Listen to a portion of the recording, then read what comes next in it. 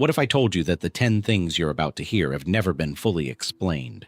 Not by governments, not by scientists, not by anyone. We tend to trust that history is settled, that the gaps have been filled, that someone, somewhere, figured it out. They didn't. These are real events, real places, real disappearances, and the explanations we've been given don't hold up under scrutiny. So let's stop pretending they do. Here are 10 mysteries that history still can't close. The town of Perleberg, in what is now northeastern Germany, sits quietly along the banks of the Stepnitz River. In November of 1809, it was a modest Prussian garrison town. Unremarkable, functional, the kind of place travelers passed through without much thought.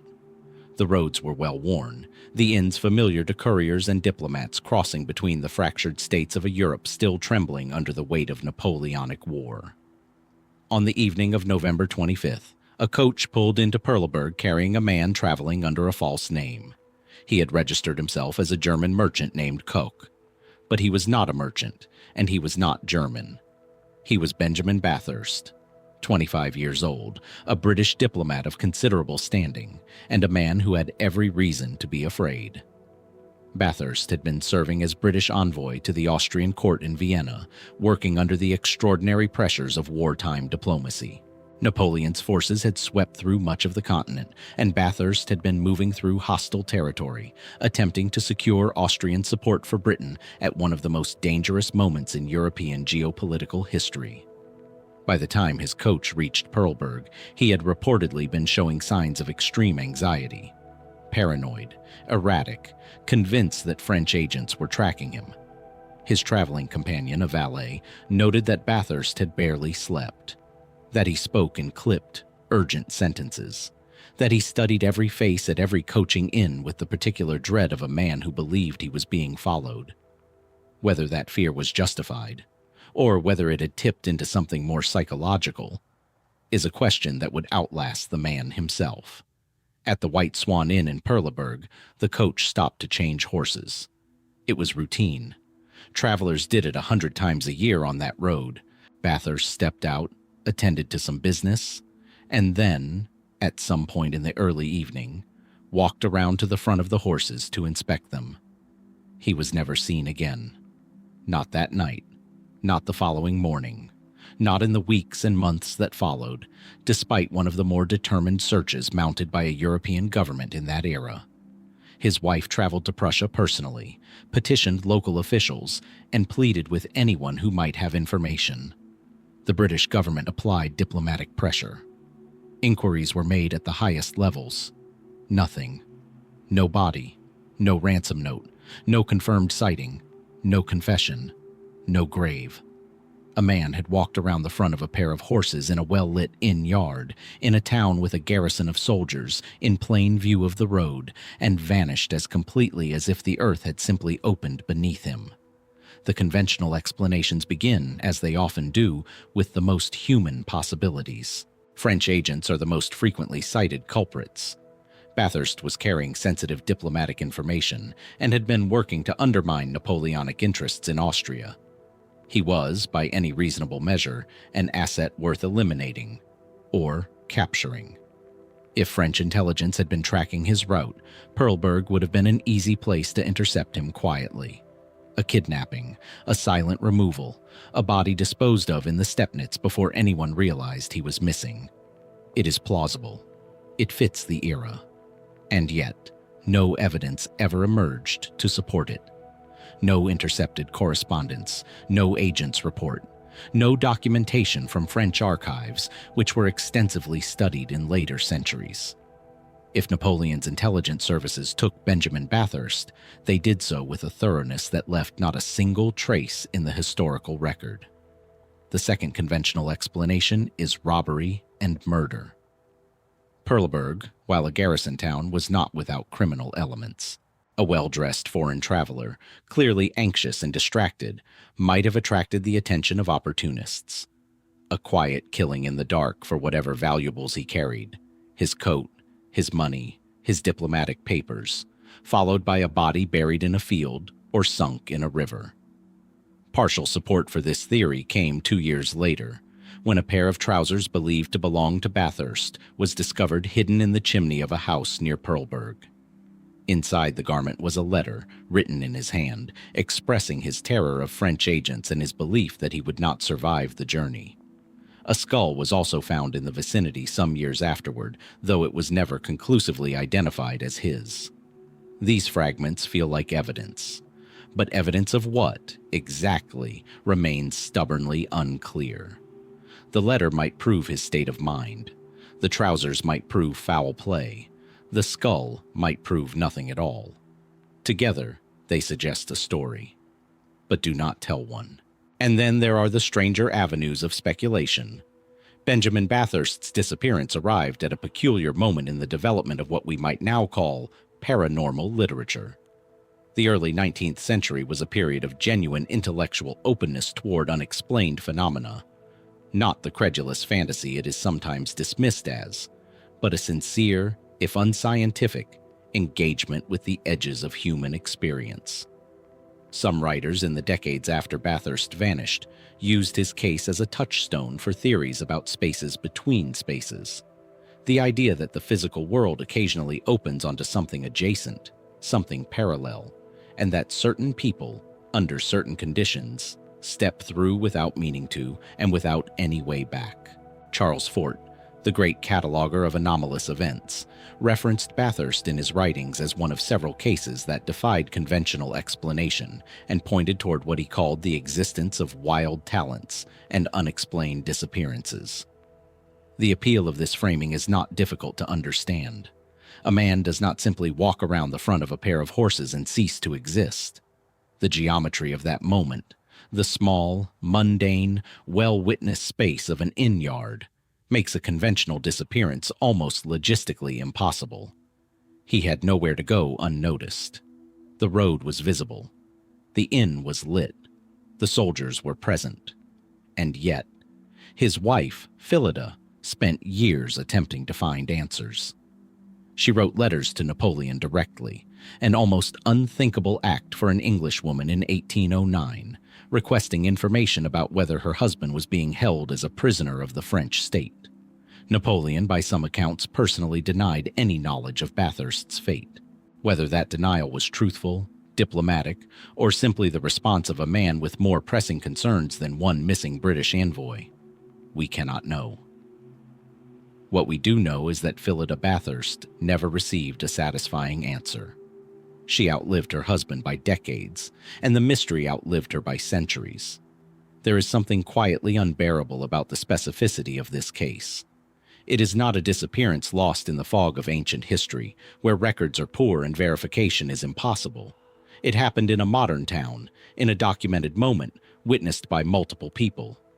The horses were there. The inn was there. The road was there. The garrison was there. And Benjamin Bathurst walked around the front of those horses and entered a silence that has never been broken. Was he taken by agents working in the shadows of a continent at war? Was he murdered by someone who saw opportunity in a frightened, distracted man traveling alone through hostile territory? Did he, in a moment of genuine psychological crisis, simply walk away into the German countryside, into a new identity, into an existence entirely disconnected from the life he had been living?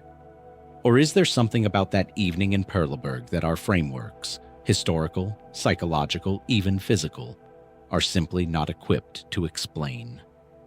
The trousers in the chimney, the unsigned skull, the letter written by a man who believed he was already dead. History has kept all of it, and answered none of it, before moving to the next mystery. If you love deep dives into mysteries like this, I put together an entire ebook dedicated to the hidden secrets of ancient Egypt. The Egypt they don't cover in school, don't show in museums, and don't explain in mainstream documentaries. The link is right below this video. Now, let's get into the next mystery.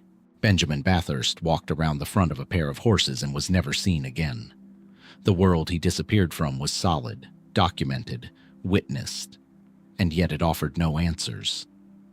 Some mysteries are like that. They don't hide in ancient rubble or half-translated texts. They hide in plain sight, in the middle of ordinary moments, in spaces that should have been too small to conceal anything at all. The next mystery is different in almost every way. It is not about a person, it is about a place.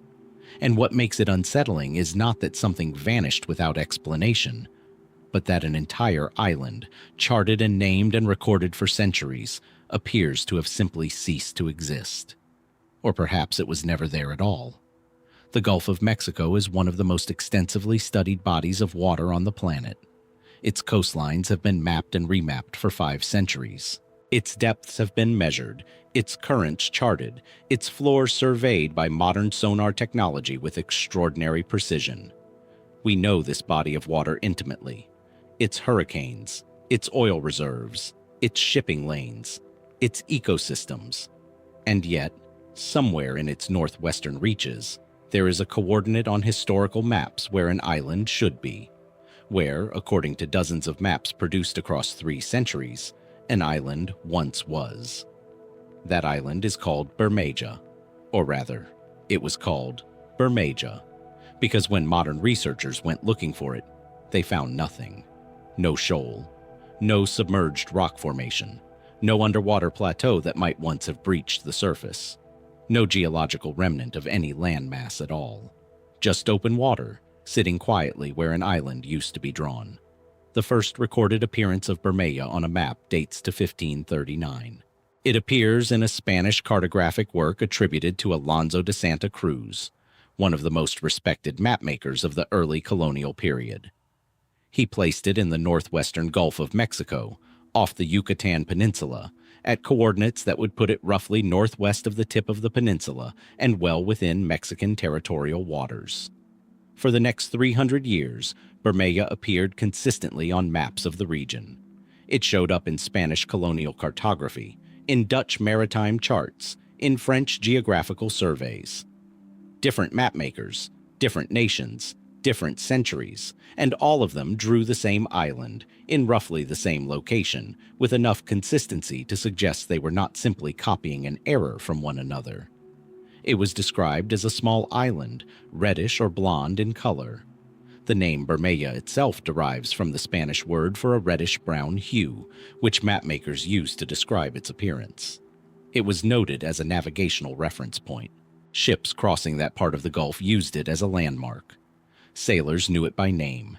It appeared on maps as recently as 1921, when a Mexican geographical publication included it in a survey of the nation's territorial features. And then, at some point in the 20th century, it simply stopped appearing. Not because mapmakers decided it was unimportant, but because, when people went to find it, it wasn't there. The modern search for Bermeja is not a story of casual curiosity. It became, in the early 2000s, a matter of serious geopolitical consequence. The reason was oil.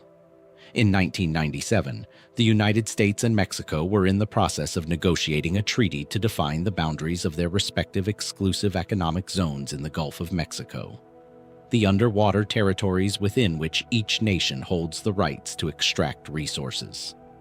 The precise location of that boundary depended in part on the existence and position of certain reference points along the Mexican coastline. Bermeja was one of those reference points. If the island existed at the coordinates where historical maps had placed it, it would significantly extend Mexico's exclusive economic zone northward, potentially bringing billions of dollars worth of deepwater oil reserves under Mexican jurisdiction rather than American. The stakes, in other words, were enormous. The Mexican government commissioned a formal search. In 1997, a research vessel was sent to the coordinates where Bermeja had been historically placed. The crew surveyed the area using modern equipment. They found nothing. No island, no reef, no submerged landmass of any significance. A second expedition was launched. Then a third.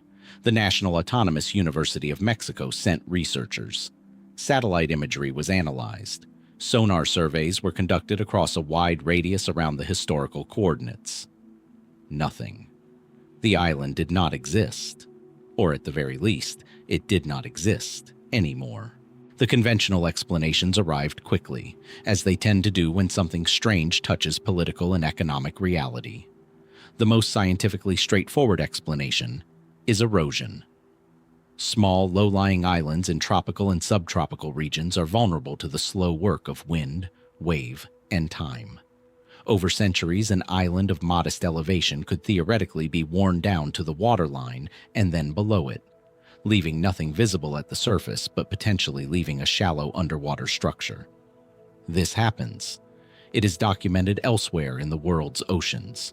But the surveys of the Bermeja coordinates found no such structure, no underwater remnant, no shallow zone that might indicate a recently submerged landmass. The seafloor in the area sits at depths inconsistent with a recently eroded island. The second conventional explanation is cartographic error, the possibility that Bermeja was never real to begin with, that one early mapmaker made a mistake, placing a phantom island on a chart, and that subsequent cartographers copied the error without verifying it firsthand. This explanation is more common in the history of cartography than most people realize. Phantom islands, islands that appeared on maps for decades or even centuries without existing, are a documented phenomenon. Sandy Island in the South Pacific appeared on maps including Google Maps until 2012, when a research vessel sailed to its coordinates and found only open ocean.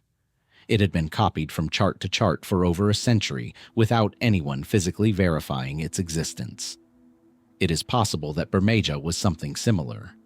And yet the Phantom Island explanation sits uncomfortably alongside the specific, consistent detail with which Bermeja was described.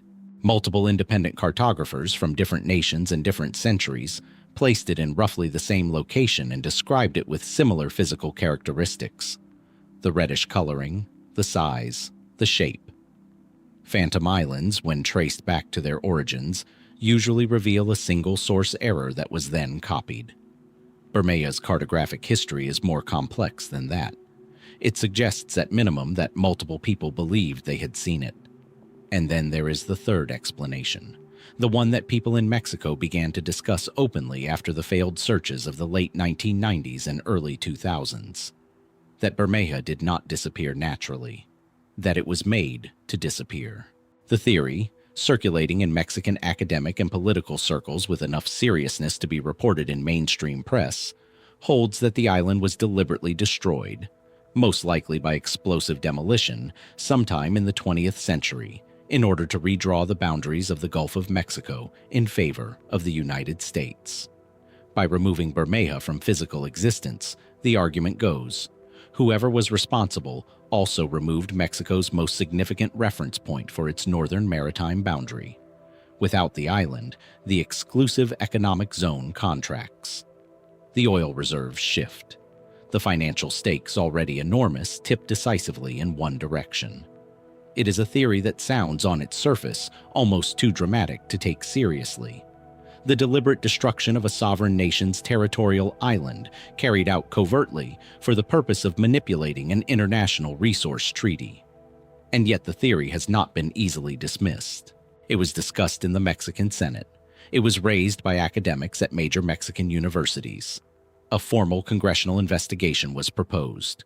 The combination of the island's historical documentation, the complete absence of any natural explanation for its disappearance, and the extraordinary financial incentives involved gave the theory enough weight that it could not simply be waved away. The CIA was named in some versions of the theory as the responsible party. The timing, the island's last confirmed appearance on maps in the early to mid-20th century, the negotiation of the Maritime Boundary Treaty in the 1990s, was cited as suggestive, if not conclusive. No evidence of deliberate destruction has ever been produced. No whistleblower has come forward. No declassified document has surfaced. The theory remains exactly that, a theory, unprovable and unrefuted. But it has never fully gone away either. There is a quieter possibility that sits somewhere between the prosaic and the conspiratorial.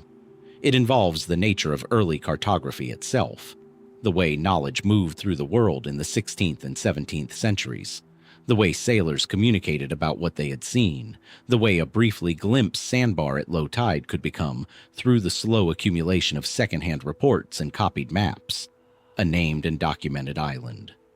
Early Spanish cartographers working in the Gulf of Mexico were operating in conditions of extraordinary difficulty. Navigation was imprecise. Instruments were unreliable. The distinction between a temporary sandbar exposed at low tide and a permanent landmass was not always easy to determine from a passing ship. A feature seen once, under particular tidal conditions, might be recorded as an island, and that recording, once made, would propagate through the cartographic tradition for generations without anyone thinking to verify it. This does not explain Bermeja entirely.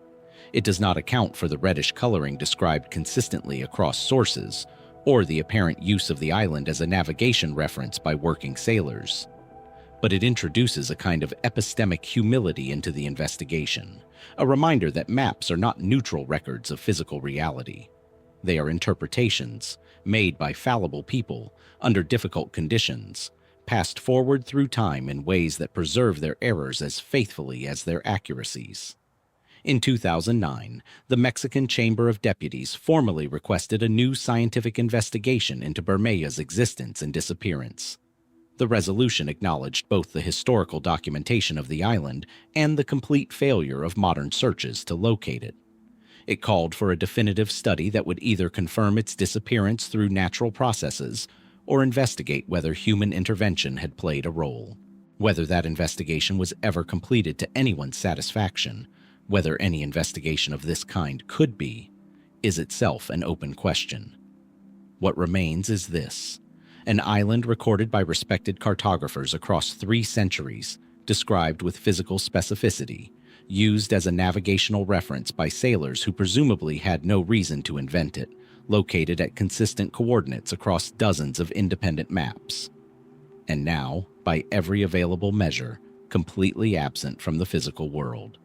No wreckage, no remnant, no geological scar where something once stood above the waterline, just coordinates and water. Benjamin Bathurst stepped around the front of his horses and into a silence history has never been able to fill. Bermeja, in its own way, did something similar. It stepped off the map and left only the outline of where it used to be drawn. Was it a phantom from the beginning? A mistake that became, through repetition and time, a kind of official truth? Was it a real place, worn away by centuries of ocean and wind, leaving nothing substantial enough for modern instruments to detect? Or was it something more deliberate? A casualty not of geology or cartographic error, but of geopolitics, of money, of the quiet and ruthless mathematics of resource extraction.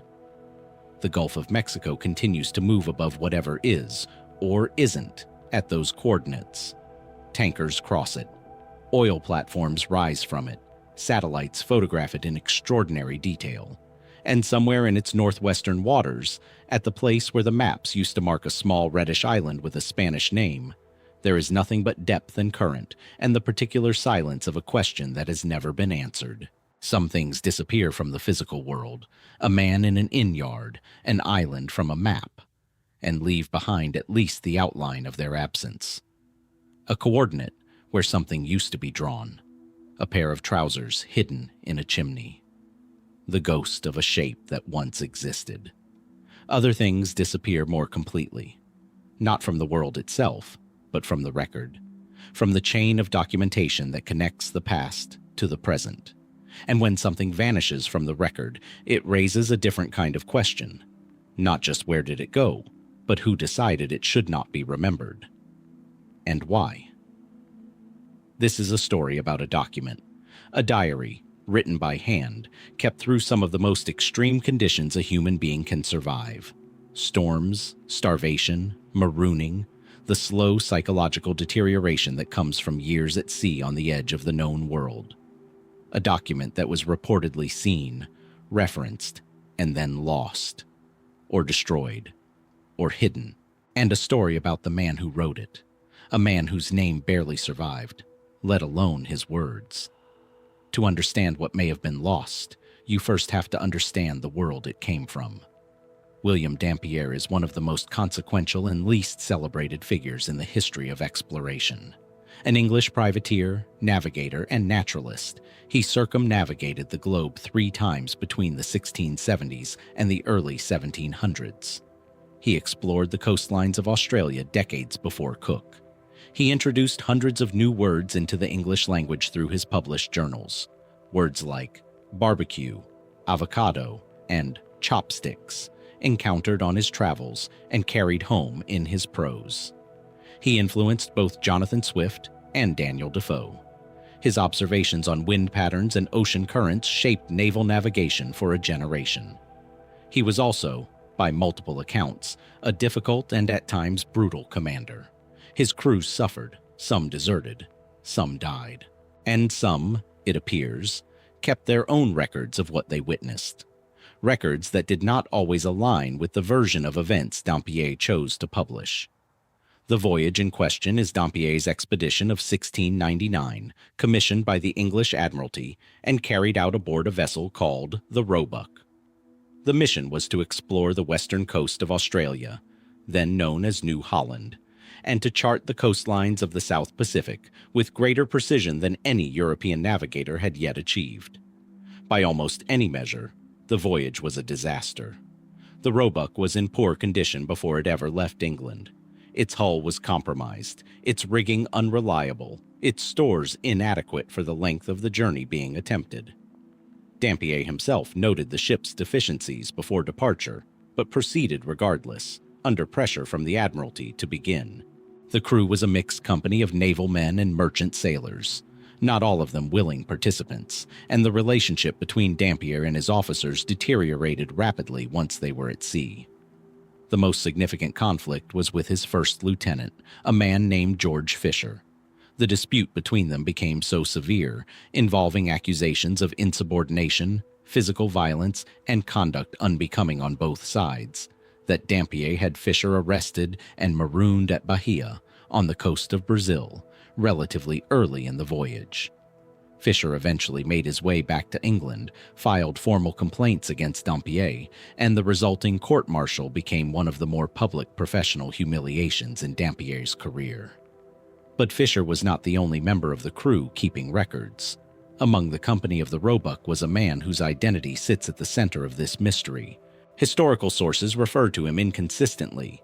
In some documents as a junior officer, in others as a clerk or secretary, in at least one secondary account as a naturalist's assistant brought aboard specifically to help document the flora, fauna, and coastal geography of the regions they were exploring. His surname appears in at least 2 different spellings across the surviving administrative records associated with the voyage. His first name is uncertain. What is less uncertain, though still frustratingly unverifiable, is that he kept a diary.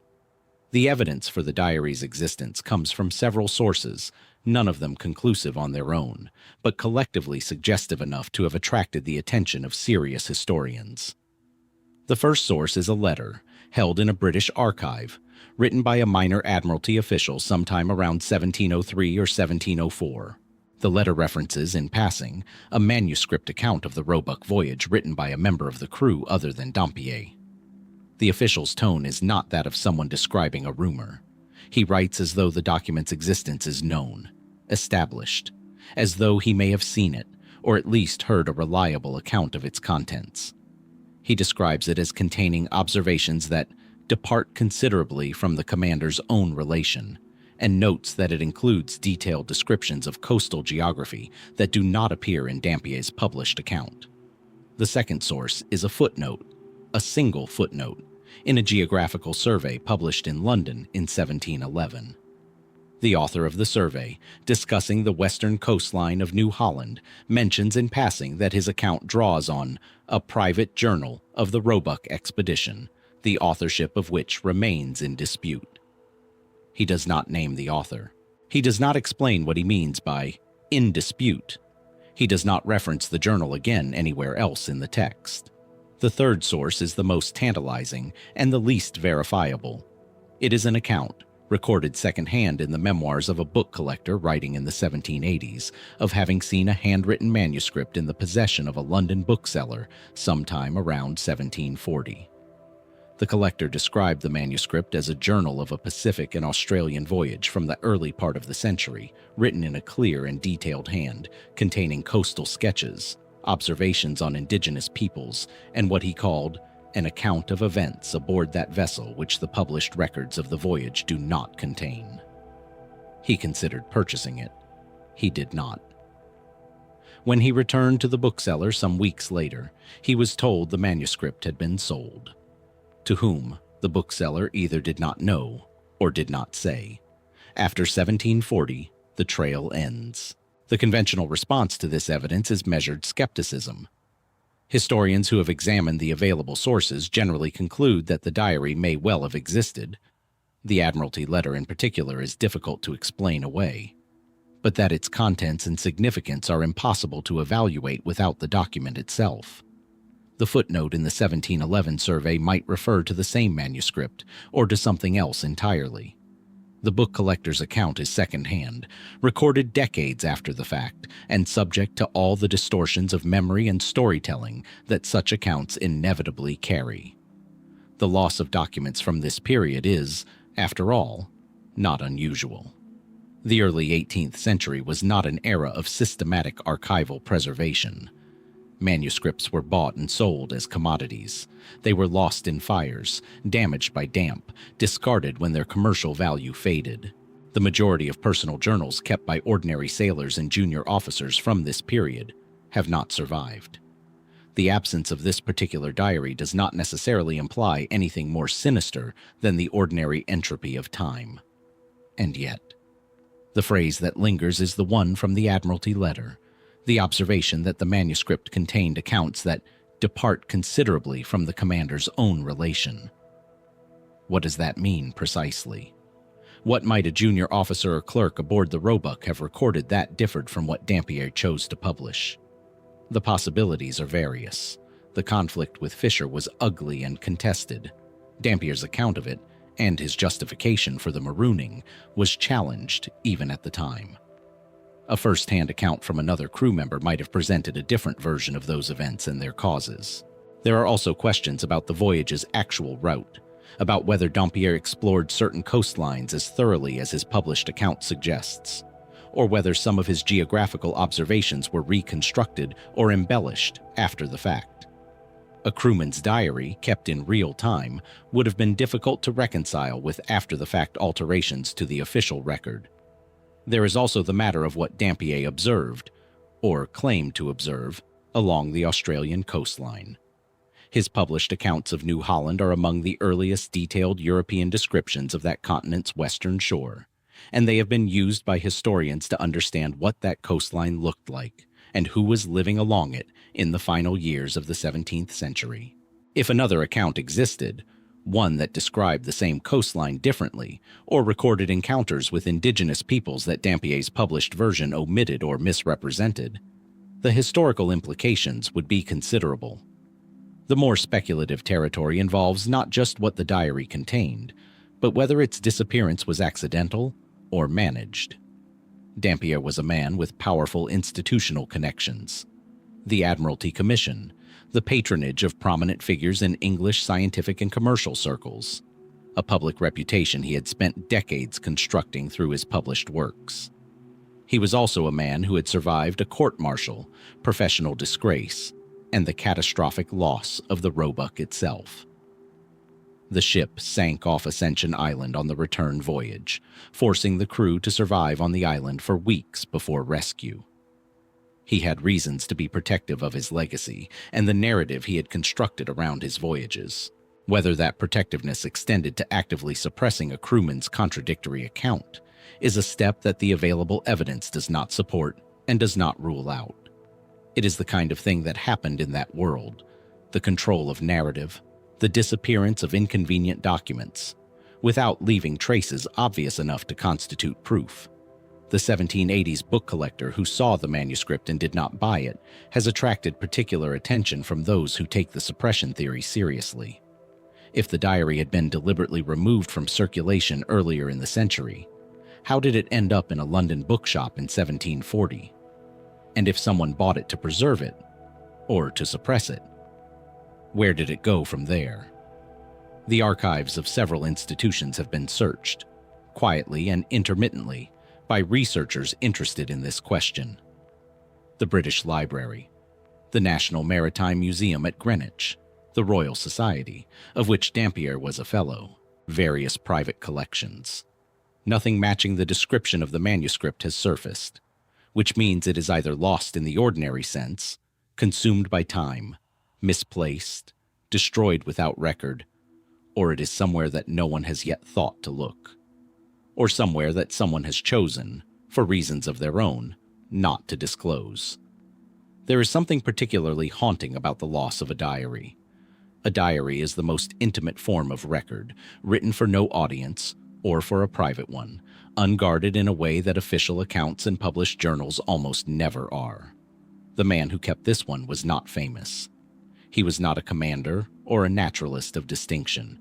He was a junior figure on a poorly provisioned ship, crossing some of the most remote ocean on the planet, watching things and writing them down because that is what he did. He saw coastlines that very few Europeans had seen. He witnessed events that shaped, and perhaps distorted, the historical record of one of the most significant exploratory voyages of his era. And he wrote it all down, in his own hand, in his own words, without knowing whether anyone would ever read it. Someone may have. Someone may have read it carefully and decided that what it contained should not survive. Or it may be sitting in a box somewhere, in an uncatalogued archive, in the back of a private library, in a collection no one has yet connected to the Roebuck or to Dampier, or to a junior officer whose name we cannot even state with certainty. The diary of William Dampier's crewman is, at this point, less a document than a question. A question about what was seen, what was recorded, and what someone may have decided the world was better off not knowing. Whether that question will ever be answered depends perhaps on a box not yet opened, a shelf not yet searched, a name spelled two different ways in the administrative records of a failed voyage, waiting to be recognized. A diary may disappear and leave only the faint outline of its existence. A footnote, a letter, a book collector's regret. The person who wrote it becomes, in the absence of their words, a kind of silhouette, present in the record just enough to confirm that something is missing, just enough to make the silence feel deliberate. The next mystery begins with a different kind of silence, not the silence of a missing document, but the silence of a human being. A boy who arrived in the world, as far as anyone could determine, without a past, without a history, without even the basic architecture of a language that most people acquire before they are old enough to remember acquiring it. He had a name, or rather, he had been given one. Beyond that, almost nothing about him could be verified. Not his origins, not his parentage, not the years of his life before a certain morning in May of 1828, when he appeared, stumbling and disoriented, on a street in the German city of Nuremberg, and changed the course of European intellectual and political debate for decades to come. His name was Kaspar Hauser, and to this day, no one knows who he really was. Nuremberg in the spring of 1828 was a prosperous, orderly Bavarian city, a place of guilds and markets and civic pride, well administered and thoroughly documented. It was not a city accustomed to mysteries. And so when a teenage boy appeared on Unschlittplatz, one of its central squares, on the morning of May 26th, the event was noticed immediately. He was perhaps 16 years old, perhaps older. It was difficult to tell. He was dressed in peasant clothing, poorly fitted, and he could barely walk. His gait was that of someone who had spent very little time on hard surfaces, and his feet, observers noted, were soft in a way inconsistent with any outdoor life. He carried 2 letters. When spoken to, he responded with fragments, a few repeated phrases, a name, and almost nothing else. He appeared not to understand where he was, or what a city was, or what the people around him were trying to communicate. He was taken to the local police. Then to a jailer named Weichmann, who housed him while the authorities attempted to determine what to do. And in the days and weeks that followed, as Kaspar Hauser slowly, haltingly, began to acquire language, the story he told, or rather the story that emerged from him in pieces as his capacity for communication developed, was one that Nuremberg and eventually all of Europe found impossible to look away from. He said he had spent his life, as far back as he could remember, in a small, dark space. A cell, or something like one, low-ceilinged, with barely enough room to stand, lit by no natural light. He had been alone. He had been given bread and water. He had had a small toy horse, which he described with more clarity and affection than almost anything else in his account. He had not known there were other human beings in the world. He had not known there was a world. At some point, he could not say when, because he had no concept of time, a man had appeared and taught him, over what seemed to him a short period, to write his name and to speak a small number of words in German. Then the man had brought him to Nuremberg and left him on the square. The 2 letters he carried were examined carefully. One purported to be from his mother, stating that he had been born on April 30th, 1812, and that his father had been a cavalry soldier. The other purported to be from the man who had cared for him, explaining that he wished the boy to become a cavalryman like his father. Both letters were, upon analysis, almost certainly written by the same hand, and possibly by Kaspar himself, under instruction. They raised more questions than they answered. The response to Kaspar Hauser was immediate and intense. He was taken in by a local magistrate named Georg Friedrich Daumer, who undertook his education with genuine dedication and documented his progress with scholarly care. And what Daumer documented was extraordinary. Kaspar's senses were, at least initially, operating at a level that seemed to exceed ordinary human experience. His vision in darkness was remarkably acute. His sense of smell was so sensitive that he could apparently identify plants and minerals by scent alone, in ways that trained botanists found surprising. He was painfully sensitive to light, to noise, to taste. His diet, when he first arrived, consisted almost entirely of bread and water, and the introduction of other foods caused him apparent distress. These observations were consistent with someone who had spent years in conditions of extreme sensory deprivation. The human nervous system, deprived of ordinary stimulation, does not simply wait in neutral. It recalibrates, compensating in some areas for the absence of input in others. The physiological details of Kaspar's condition, in other words, were not inconsistent with his account. They suggested that whatever had happened to him, something genuinely unusual had been done to his development. He learned quickly. Within months, he was speaking in full sentences. Within a year, he was reading, writing, and engaging with the intellectual life of Nuremberg with an eagerness that charmed the educated classes who had adopted him as a kind of civic curiosity and cause. He was kind, it was noted, and without apparent guile, which many observers attributed to his having been formed outside the social pressures and learned deceptions of ordinary upbringing. And then, someone tried to kill him. In October of 1829, a little over a year after his appearance in Nuremberg, Kaspar was found in Daumer's cellar with a wound on his forehead. He said a masked man had attacked him. The wound was real. Whether the attack was what Kaspar described or whether it was self-inflicted became immediately contested. The first of several violent incidents that would surround him and never be satisfactorily explained. He was moved for his protection to the household of a local nobleman, then to the care of a British aristocrat named Lord Stanhope, who became intensely interested in Kaspar's case, spent considerable money on his upkeep and investigation, traveled with him, and then, abruptly, and without full explanation, distanced himself and later wrote a skeptical account suggesting Kaspar was a fraud. The reversal was striking enough to invite speculation of its own. What had Stanhope found, or been told, or been pressured into believing? Why would a man who had invested so substantially in Kaspar's story choose in the end to publicly undermine it? On December 14, 1833, in the court garden of Ansbach, Kaspar Hauser was stabbed. He died 3 days later from his wound. He said a stranger had lured him to the garden with the promise of information about his birth mother, and had stabbed him there. A wound was found.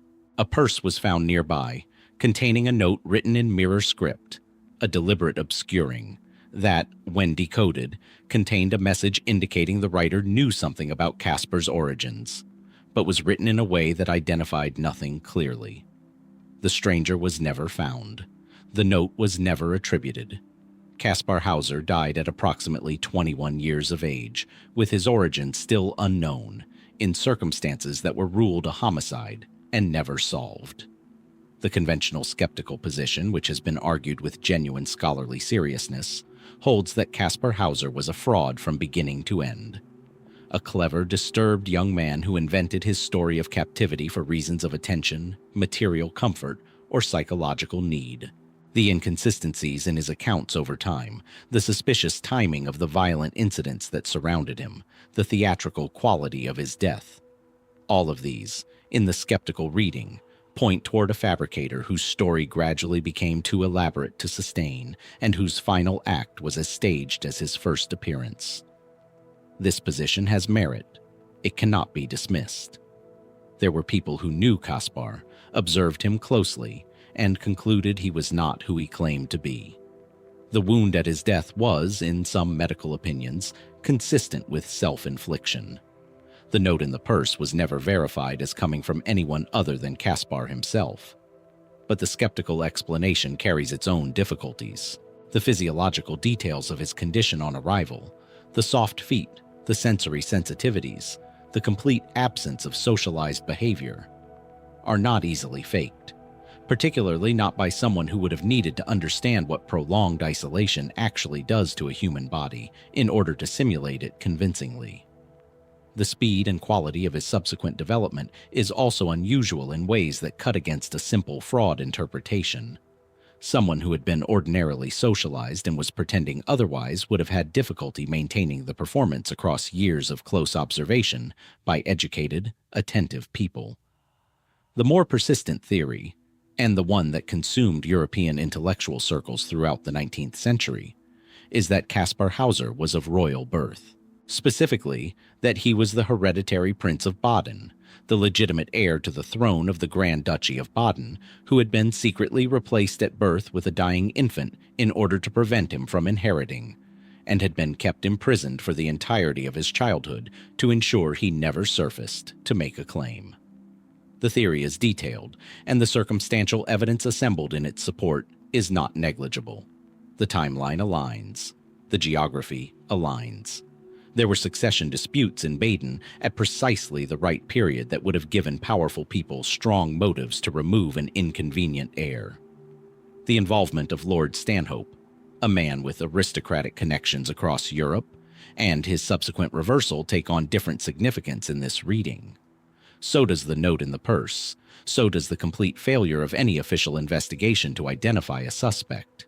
DNA testing was conducted in the 1990s and again in the 2000s, using bloodstains from Kaspar's clothing and hair samples from individuals believed to be maternal line descendants of the House of Baden. The results were contradictory. One study suggested a match consistent with the royal lineage theory.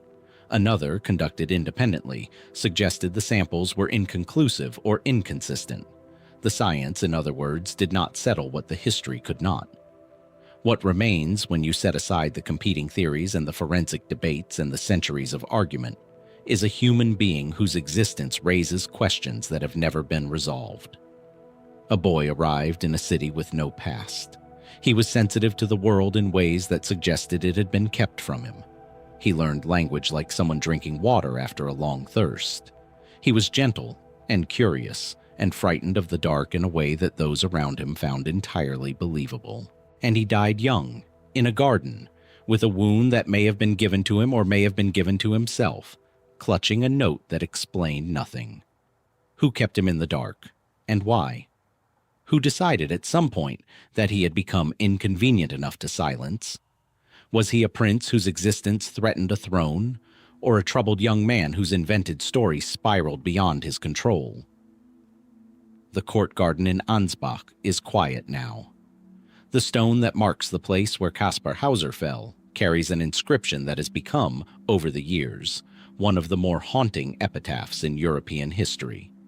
Here, a mysterious one was slain in a mysterious manner. It does not name a killer. It does not name a motive. It does not even claim certainty about who the victim was. It only acknowledges what everyone who has ever looked closely at this case eventually arrives at: that something happened to someone for reasons that the world was apparently not meant to know. Kaspar Hauser arrived in the world without a past and left it without an explanation. The inscription on his memorial does not resolve anything. It only confirms, in stone, that something was deliberately obscured, that someone knew more than they said, that the silence surrounding his life and death was not accidental, but maintained. Silence has a way of doing that, of outlasting the people who created it, of becoming, over generations, so complete that even those with reasons to fill it no longer can. The information rots away, the witnesses die, the documents disappear, and what remains is the shape of what was hidden, without the substance. The next mystery is, on its surface, a story about a hurricane, about ships and water and the brutal indifference of the sea. But beneath that surface, beneath the wreckage and the salvage and the centuries of treasure hunting that followed, there is a quieter story. A story about records, about what was documented, what was filed, and what, in the aftermath of catastrophe, appears to have gone missing in ways that the catastrophe alone cannot fully explain. It begins, as so many things in the early 18th century begin, with silver. The Spanish treasure fleet system, the flota, was the economic backbone of the Spanish Empire for nearly 2 centuries. Twice a year, convoys of ships would cross the Atlantic from the ports of the Americas, loaded with the extracted wealth of an entire hemisphere. Gold from New Granada, silver from the mines of Potosi, emeralds, pearls, indigo, cochineal, hides. The accumulated produce of colonial extraction, sailing in convoy for mutual protection across an ocean that pirates, privateers, and rival naval powers were perpetually watching. The system was bureaucratic to a degree that modern observers sometimes find difficult to fully appreciate. Every item loaded onto every ship was supposed to be documented. Manifests were prepared in multiple copies. Cargo was declared, assessed, and recorded by royal officials before it was stowed. One copy of the manifest traveled with the ship. Another was retained in the port of departure. A third was sent, by separate means when possible, directly to the Casa de Contratación, the House of Trade, in Seville, the institution that regulated and recorded all commercial activity between Spain and its American colonies. The system was designed precisely to prevent loss of information. If a ship sank, the manifest copies held elsewhere would survive. If a port burned, the copies in Seville would remain. The redundancy was intentional. The Spanish crown had a direct financial interest in knowing exactly what had been shipped, because it claimed a percentage of everything. In the summer of 1715, 11 ships left the combined ports of Havana and accompanying Cuban harbors, bound for Spain. The fleet carried the accumulated cargo of 2 years. The 1714 sailing season had been delayed by the War of the Spanish Succession, and so this single convoy was transporting an exceptionally large quantity of wealth. Contemporary estimates, which varied and were contested even at the time, suggested the official declared cargo alone was worth several million pesos. What was undeclared, the contraband that routinely traveled alongside official cargo in the folds and shadows of the manifest system, was, by the nature of its concealment, uncounted. On the night of July the 30th and into the early morning of July the 31st, the fleet encountered a hurricane off the eastern coast of Florida. It was not a grazing encounter. It was a direct, catastrophic impact. 10 of the 11 ships were driven onto the reefs and shallows of the Florida coast between present-day Cape Canaveral and Fort Pierce. They broke apart in shallow water, close enough to shore that survivors could swim or wade to the beach. Approximately 1,000 men died. The survivors, numbering perhaps around 1,500, gathered on the Florida coastline with whatever they could carry, surrounded by wreckage and the dispersed cargo of the richest convoy Spain had sent to sea in years. The salvage operation began almost immediately. Spanish authorities in Havana organized recovery efforts within weeks. Divers, many of them enslaved people of African and indigenous descent, whose expertise in free diving was the primary technology available for underwater recovery, were deployed to the wreck sites. Over the following months and years, a substantial portion of the official cargo was recovered and sent to Spain. It is what happened to the records, the documentation of what had been aboard, that introduces the first layer of this mystery. The manifests prepared in Havana before the fleet's departure were, by the conventions of the system, supposed to exist in multiple copies. The copies that traveled with the ships were destroyed with them. That is expected and unremarkable. But the copies retained in Havana and the copies sent to Seville should have survived. Some did. Fragmentary records from the 1715 fleet exist in the Archive of the Indies in Seville, the extraordinary repository of Spanish colonial documentation that houses, among other things, the administrative paper trail of the entire flota system across 2 centuries. Researchers have worked through those fragments, and they provide partial information about what the fleet was carrying. But the documentation is incomplete in ways that archivists and historians have found difficult to fully account for. Not merely fragmentary in the way that old records are always fragmentary, degraded by time, damaged by humidity, lost to the ordinary entropy of 4 centuries. Incomplete in ways that suggest gaps where records should exist, but do not. Missing ledger pages, references in surviving documents to cargo lists that cannot be located anywhere in the archive, administrative correspondence that mentions specific items without the accompanying inventory that should have been filed alongside it. Whether those gaps represent normal archival attrition or something more deliberate is a question that sits at the center of this mystery. The conventional explanation begins with the chaos of the disaster itself. The hurricane did not only destroy ships, it disrupted the administrative apparatus that surrounded them. Officials in Havana were managing a crisis, the loss of 1,000 men, the wreck of 10 vessels, the immediate pressure to organize salvage before the cargo dispersed entirely. In those circumstances, paperwork was not the first priority. Records may have been lost in the confusion. Manifests may have been incomplete to begin with, because the rush to depart in hurricane season left less time for thorough documentation than the system required. There is also the persistent reality of contraband. The Spanish manifest system was, for all its bureaucratic ambition, routinely subverted. Merchants, officers, and officials at every level of the colonial system had both the means and the incentive to ship undeclared goods. An item that did not appear on the manifest did not require a percentage paid to the crown. The gap between the official cargo and the actual cargo on any given fleet was understood by everyone involved to be significant, and entirely undocumented by design. The 1715 fleet, given the 2-year accumulation of cargo it was carrying, would have been an especially attractive vehicle for contraband. The scale of legitimate shipping provided cover for illegitimate shipping on a corresponding scale. Whatever was not declared would not appear in any manifest, surviving or otherwise. This explanation is satisfying up to a point. It accounts for the absence of records about undeclared cargo. You cannot document what you are hiding, but it does not fully account for the gaps in documentation around declared cargo. Goods that were officially manifested should have left a paper trail, and in some cases, the trail begins and then stops in ways that are harder to explain. The salvage operation itself added another layer of complexity to the documentary record. The Spanish recovery efforts, while substantial, did not recover everything. Estimates of what was retrieved versus what remained on the seafloor have varied enormously, partly because the baseline figure, what was actually aboard, is itself uncertain. When salvage officials reported the quantities recovered to Seville, they were working from their own counts, not from complete pre-loss inventories.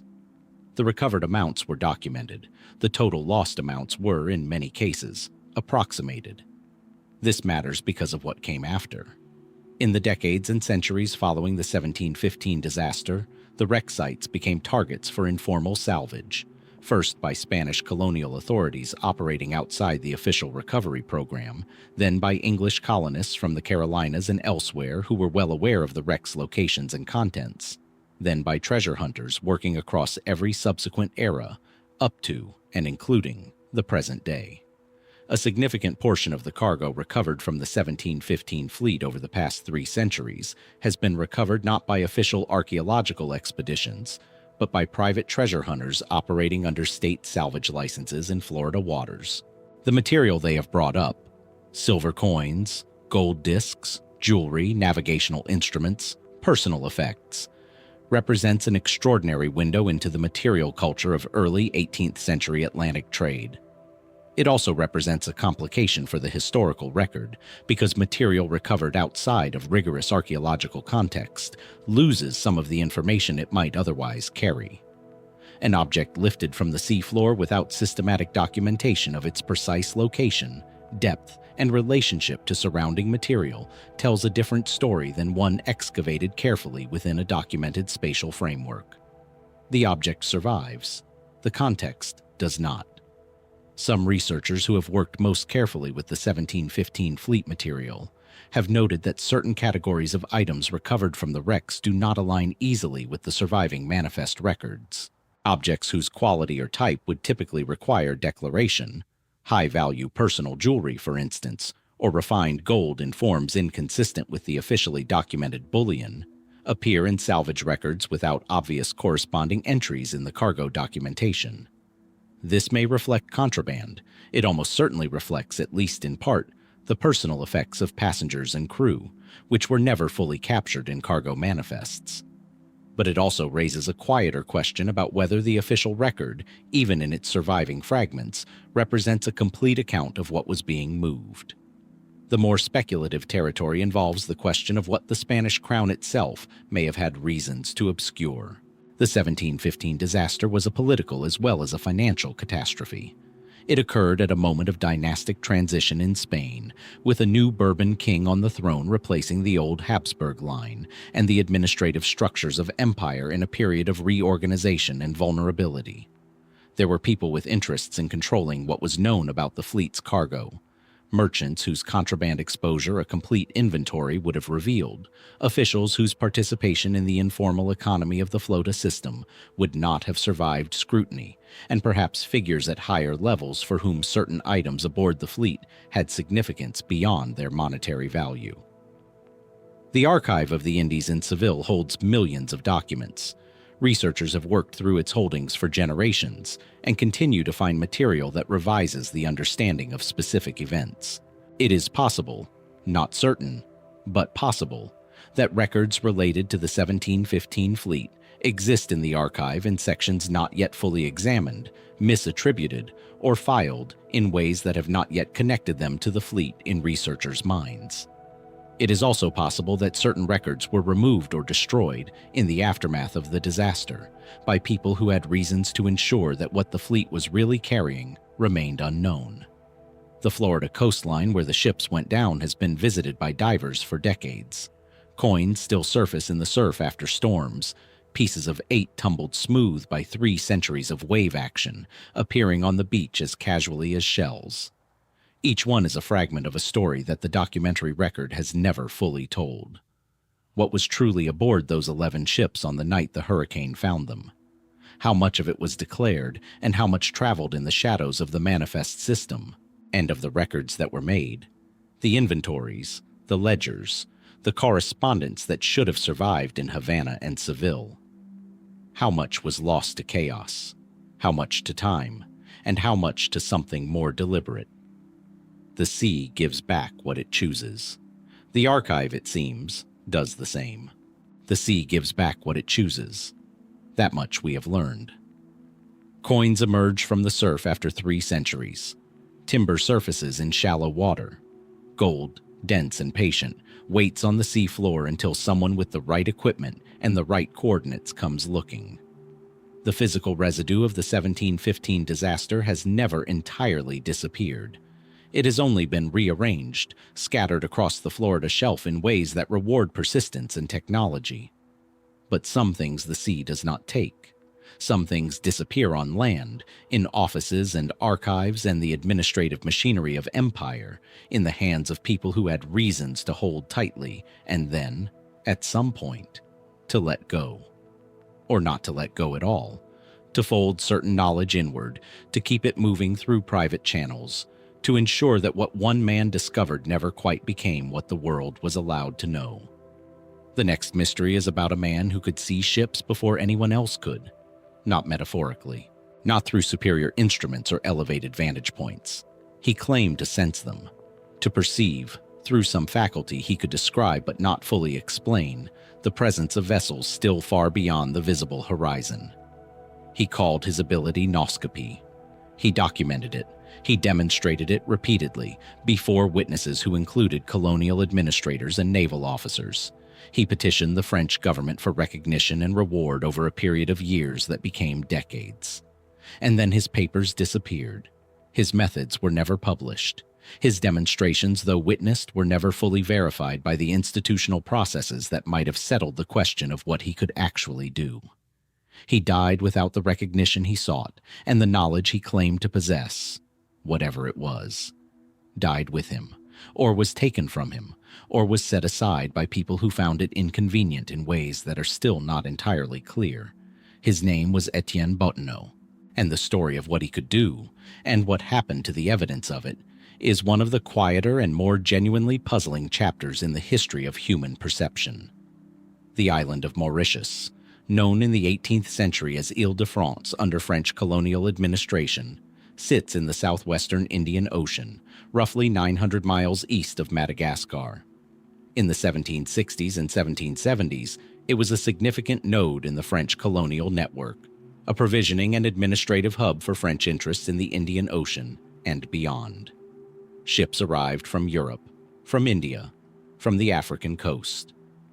The harbor at Port Louis was one of the busier anchorages in that part of the world, and the movement of vessels in and out of it was a matter of considerable practical and strategic importance. It was here, over a period of years, that Étienne Bottineau first began making his claims. Bottineau was a French navigator and minor colonial official. Not a scientist, not a philosopher, not a man of particular social standing, but someone with long experience at sea and an evident habit of close observation. At some point in his years on Mauritius, he became convinced that he had identified a perceivable phenomenon, something in the atmosphere, something in the quality of light or air or horizon, that reliably preceded the arrival of ships still days away from port.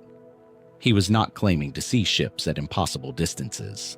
He was claiming something more subtle and, in some ways, more difficult to evaluate, that the approach of a large vessel through open ocean created a detectable disturbance in the atmosphere around it, and that this disturbance, if you knew what to look for, could be read from shore as a kind of advance signal.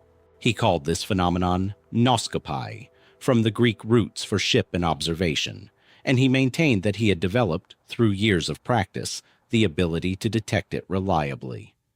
His demonstrations on Mauritius were not private affairs. He announced ship arrivals to colonial officials, days in some accounts before the vessels were visible to anyone else. He kept logs. He recorded his predictions and their outcomes. The governor of the island, as well as other senior officials, observed his performance over an extended period and, by surviving accounts, were sufficiently impressed to support his petitions to the French government for formal recognition. The numbers that appear in those petitions are striking. Over a period of roughly 4 years on Mauritius, Bottineau claimed to have successfully predicted the arrival of approximately 500 vessels, with a lead time ranging from 1 to 4 days. His accuracy rate, as reported in the documentation that accompanied his petitions, was described as high.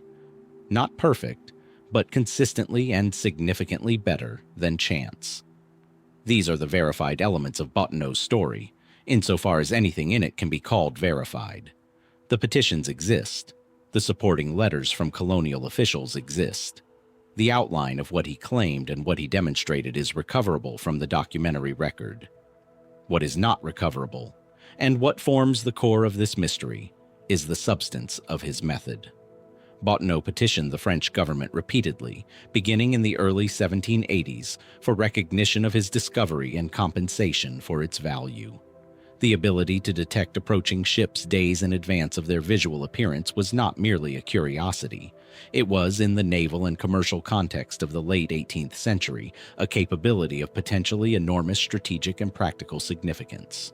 A port that knew 4 days in advance which ships were approaching could prepare for their arrival, manage its defenses, coordinate its responses. A navy that possessed the method could apply it across its network of colonial stations.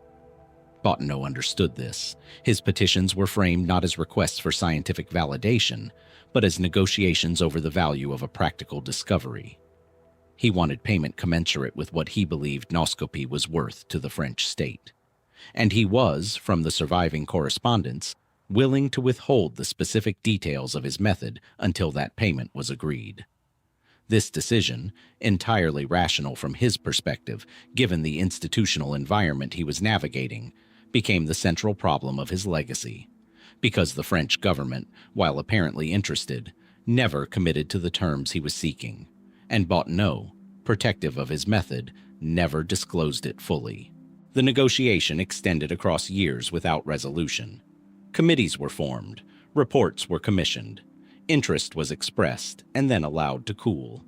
And at some point, the papers that might have settled the question, the detailed logs of his demonstrations, the specific methodology he had developed, the full record of his 4 years of predictions on Mauritius, either reached the institutions that should have preserved them and were subsequently lost, or never arrived in the form that would have allowed proper evaluation.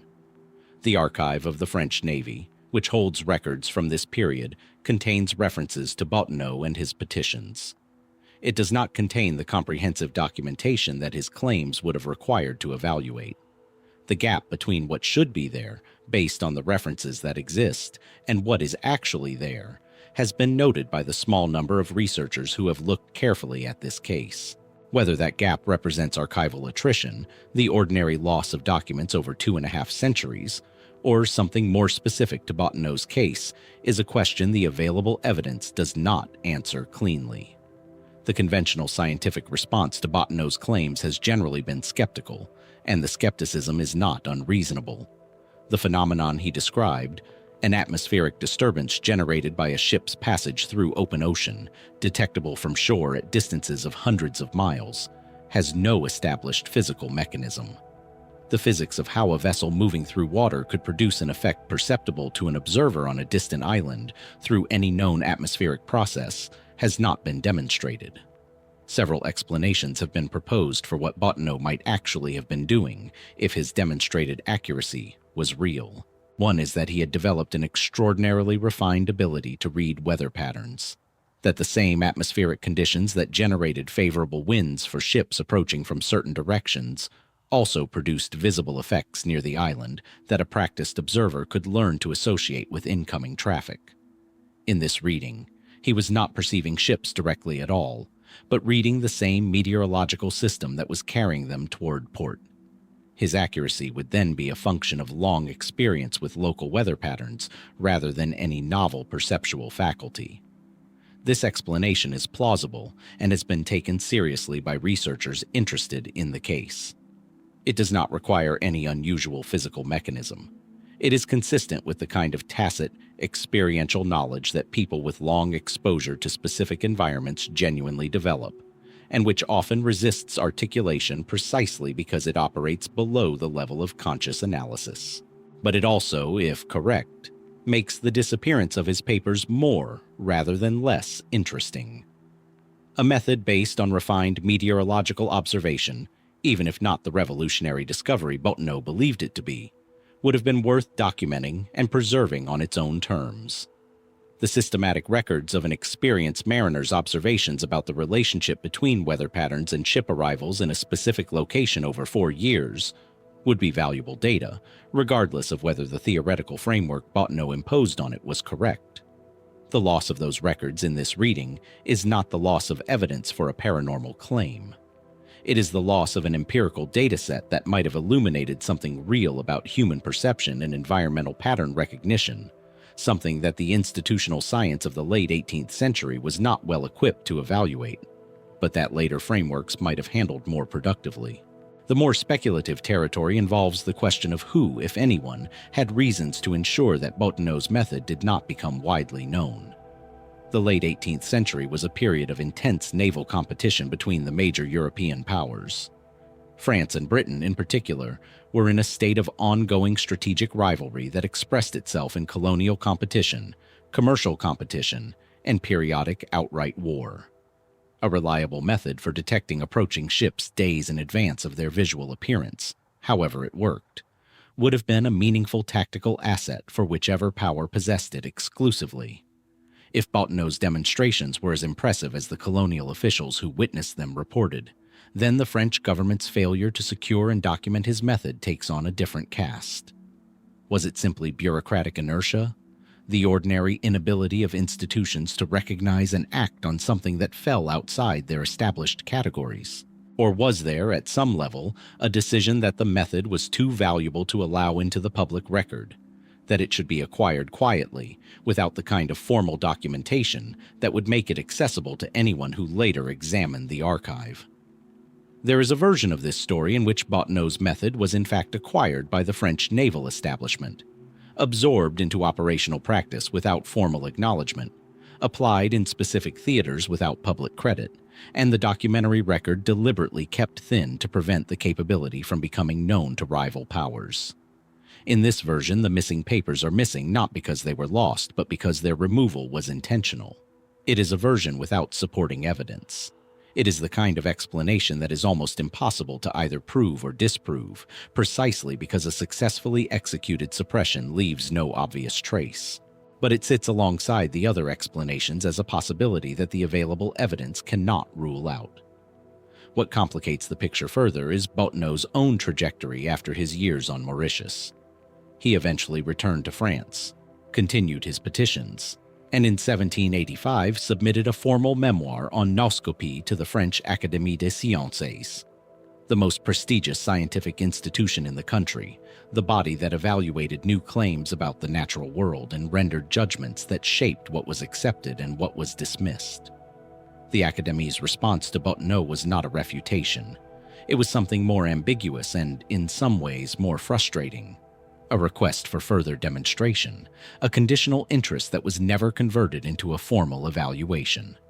The process that might have produced a clear verdict, one way or the other, was never completed. Bottineau was asked to demonstrate his ability under controlled conditions. The demonstration was apparently arranged, and then, in the accounts that survive, the institutional follow-through dissolved. Reports were not finalized. Conclusions were not published. The evaluation simply stopped, without a verdict. Why the Académie's process around Bottineau stalled at the point it did is not clearly documented. Institutional committees in the late 18th century operated at their own pace and under their own pressures, and the absence of a completed evaluation does not necessarily imply anything more than the ordinary friction of bureaucratic process. The Académie had many cases to consider. Bottineau was not a figure with the social connections or scientific credentials to command priority attention. But the timing is notable. The period in which the evaluation stalled corresponds roughly to the period of intensifying political crisis in France that would culminate in the Revolution of 1789. The institutions of the Ancien Regime were under pressure in ways that affected their capacity to carry out ordinary functions. Documents from this period are unevenly preserved. The disruptions of the revolutionary years swallowed enormous quantities of administrative material that under normal circumstances would have survived.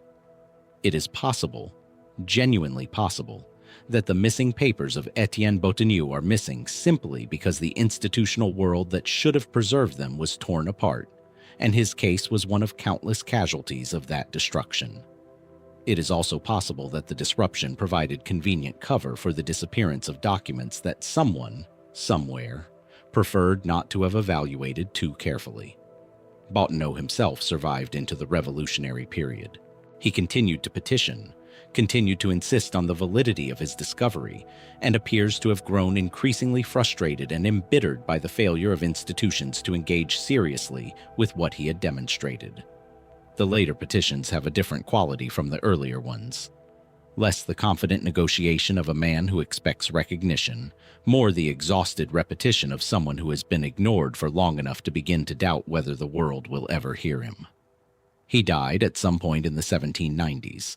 The exact date is uncertain, without having received what he sought, without having published his method in full, without having produced the kind of documented, reproducible demonstration that would have allowed later researchers to evaluate his claims against a clear evidentiary standard. What he left behind was the outline of something, a demonstrated capability, reported by credible witnesses, supported by years of logged predictions, evaluated by a major scientific institution, and then not evaluated, petitioned to a government that expressed interest and then withheld commitment. A story that circles around a center that was never made visible. There are researchers working in the history of perception and the anthropology of tacit knowledge who take Bottineau seriously not as a paranormal figure, but as an example of something genuinely interesting about the upper limits of human environmental attunement. The idea that an experienced mariner, living in close relationship with a specific body of water over years, might develop perceptual capacities that resist easy articulation is not inherently implausible. It fits what we know about expert intuition, about the way long exposure to complex systems builds pattern recognition that operates faster and more reliably than conscious analysis. If that is what Bottineau had developed, and if his papers had survived to document it in full, we might today have something valuable. Not proof of a paranormal faculty, but a detailed record of what refined human observation of a specific maritime environment actually looks like over time. A dataset that the cognitive science of a later century might have done something useful with. Instead, we have references to records that should exist and do not. We have a memoir submitted to an institution that did not complete its evaluation. We have a name in the margin of naval correspondence, attached to a claim that was never fully tested and a method that was never fully disclosed. The Indian Ocean moves over the same water it always has. Ships still approach Mauritius from the same directions, pushed by the same prevailing winds that carried French colonial vessels in the 1770s. Whatever Bottineau saw, or sensed, or learned to read in the quality of the horizon, whatever it was that let him stand on the shore of that island and know, days before anyone else, that something was coming, it remains his alone. He never gave it away, or it was taken from him before he could. Either way, it is gone. And the question of whether it was something real, something that could have been understood, documented, and passed forward, is one that the missing papers were the only thing that might have answered. Étienne Bottineau stood on a shore and perceived something that the instruments of his age could not measure, and the institutions of his age could not process. Whatever he had, whether it was a refined attunement to the environment, a method too subtle to survive without its author, or something that resists categorization entirely, it slipped through the fingers of history without leaving enough behind to evaluate. He died with it. The papers that might have explained it are gone, and the question of what he actually knew remains open, suspended in the space between demonstrated capability and undocumented method. There is a particular kind of mystery that emerges not from ancient history, but from the recent past. Recent enough that the physical evidence should have survived, that the witnesses were literate and credible, that the institutions responsible for investigation were modern and methodical. Mysteries that should, by every reasonable expectation, have been solved, and yet were not. The next mystery is exactly that kind. It happened in the first week of December 1900. It involved 3 men, a lighthouse, and an island in the North Atlantic. Everything about it was documented with the careful precision of a professional maritime investigation.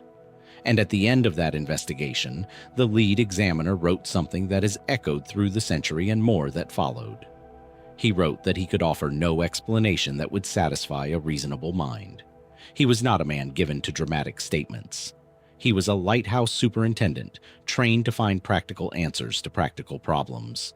The fact that he could not, that the tools of professional investigation, applied carefully and in good faith to a fresh and well-preserved scene, produced nothing conclusive, is the thing that makes the Flannan Isles mystery what it is. Not a legend, not a ghost story, a documented, investigated, unresolved disappearance. 3 men. No bodies, no explanation. The Flannan Isles are a small group of islands in the Outer Hebrides, lying roughly 20 miles west of the Isle of Lewis, off the northwestern coast of Scotland. They are not hospitable places. The largest of them, Eileen Moore rises steeply from the Atlantic on cliffs that reach nearly 300 feet in places, battered by some of the most consistently severe weather in the British Isles. The surrounding waters are dangerous, unpredictable currents, frequent storms, the kind of sea conditions that have claimed ships and sailors across centuries of North Atlantic navigation. The lighthouse on Island Moore was new in December 1900. It had been completed and operational only since November of the previous year, barely a year old when the events that made it famous occurred. Built by the commissioners of Northern Lighthouses to improve the safety of vessels navigating the waters between the Hebrides and the open Atlantic, it stood at the island's highest point, a white tower visible for miles in clear conditions, its light sweeping the surrounding sea through the long northern nights. The lighthouse was staffed by 3 keepers on a rotating basis, a system standard to remote Scottish lights of the period. 3 men would serve a shift together while a 4th remained on the mainland on shore leave, rotating in when the relief vessel arrived. In December 1900, the 3 men stationed on Island Moore were James Decat, the principal keeper, a senior and experienced man, Thomas Marshall, the 2nd keeper, and Donald MacArthur, an occasional keeper who had been called up as a substitute for the regular 3rd keeper, who was unwell. They were, by all accounts, capable and professional men. Lighthouse keeping in that era was not casual work. The commissioners of Northern Lighthouses maintained strict standards, and the men who staffed remote lights like Island Moore were selected and trained to operate reliably under difficult conditions. On December 15th, the steamer Archer passed the Flannan Isles at night and noted, in its log, that the lighthouse was not showing its light. This was the first indication that something was wrong. A lighthouse failing to show its light was a serious matter. It was precisely the kind of failure the entire system existed to prevent. On December 26th, the relief vessel Hesperus arrived at Island Moore with the relief keeper and supplies. The journey had been delayed by weather. When the vessel approached the island, no signal was given from the shore. The standard protocol when a relief ship arrived was for the keepers to acknowledge it from the landing. No acknowledgement came. The island was silent.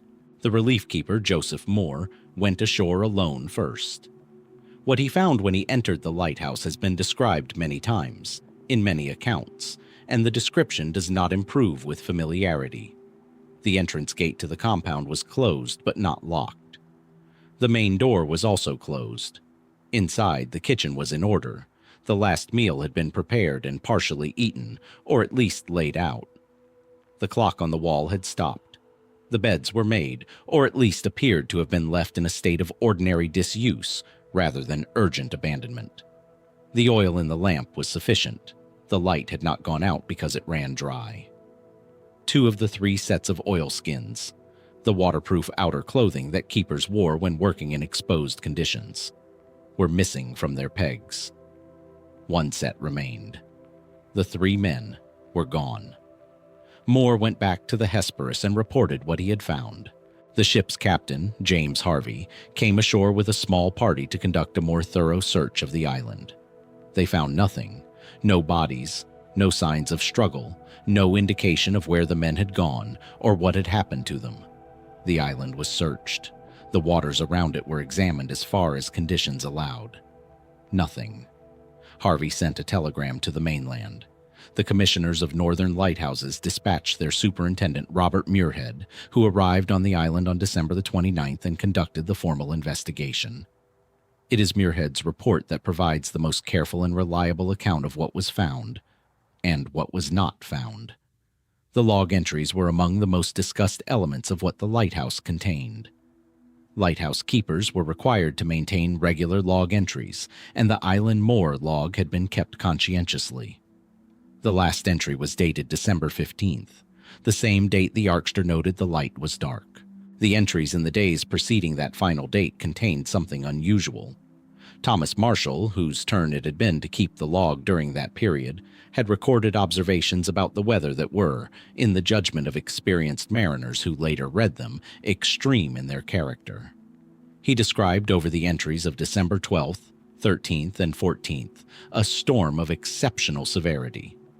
winds that he characterized in terms that went beyond the standard meteorological language of lighthouse logs, with notes suggesting that the men were shaken, that Duckett, the senior, experienced keeper, had been crying, that MacArthur, described as a tough and undemonstrative man, had been praying.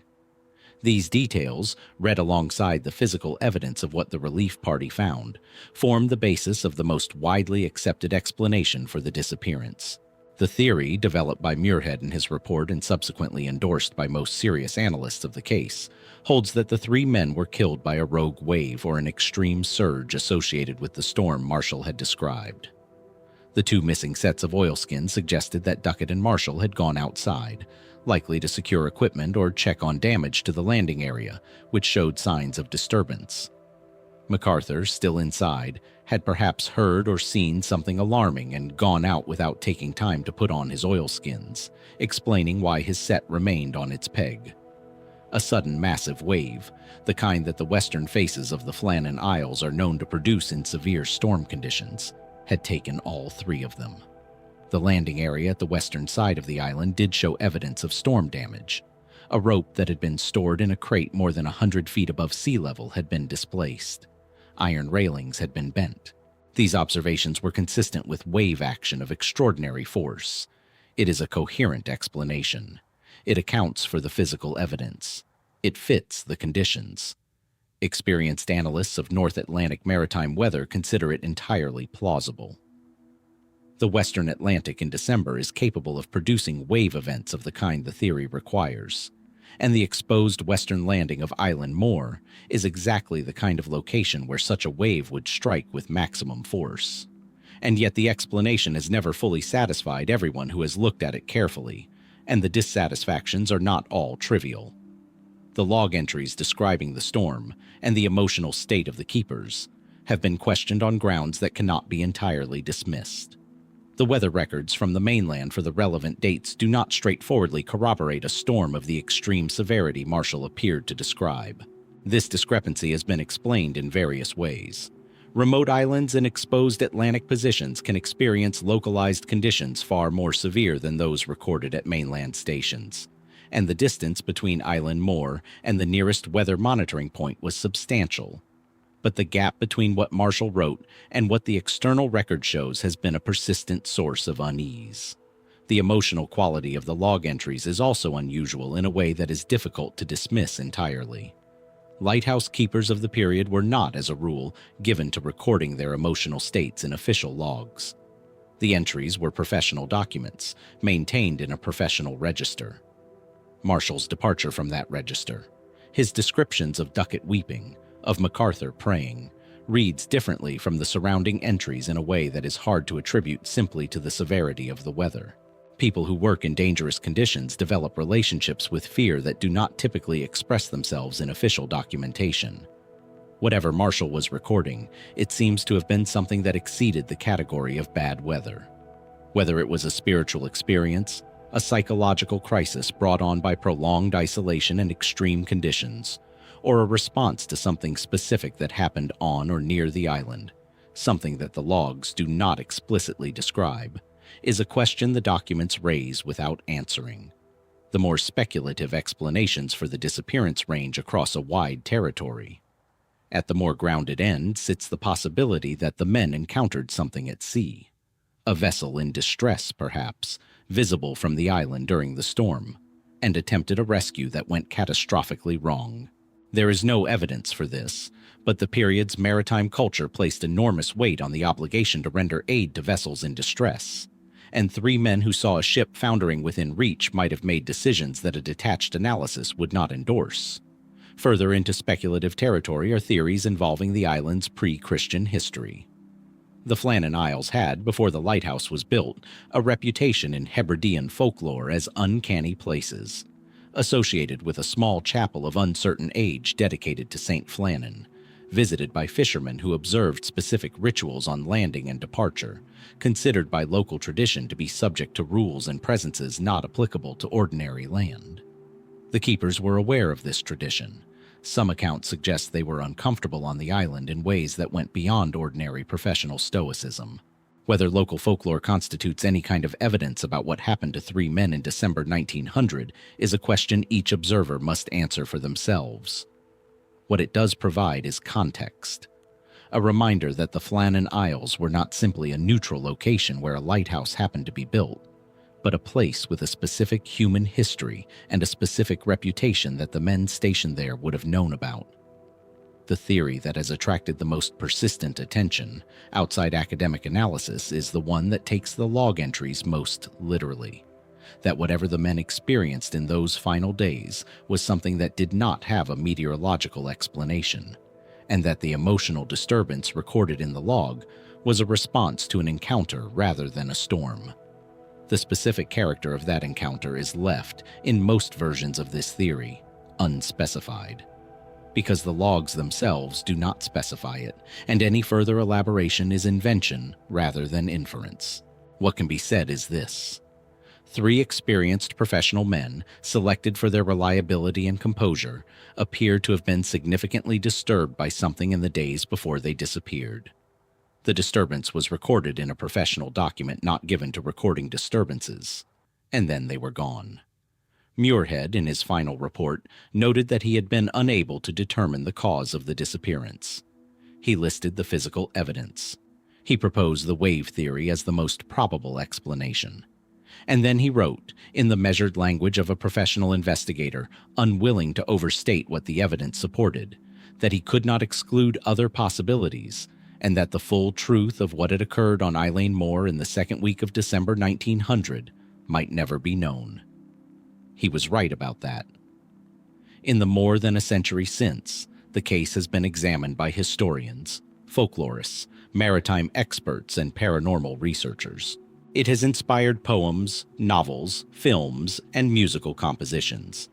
It has been discussed in the context of rogue wave science, in the context of mass hysteria, in the context of Celtic mythology, and in the context of theories about unexplained vanishings of the kind that have accumulated in maritime history across centuries.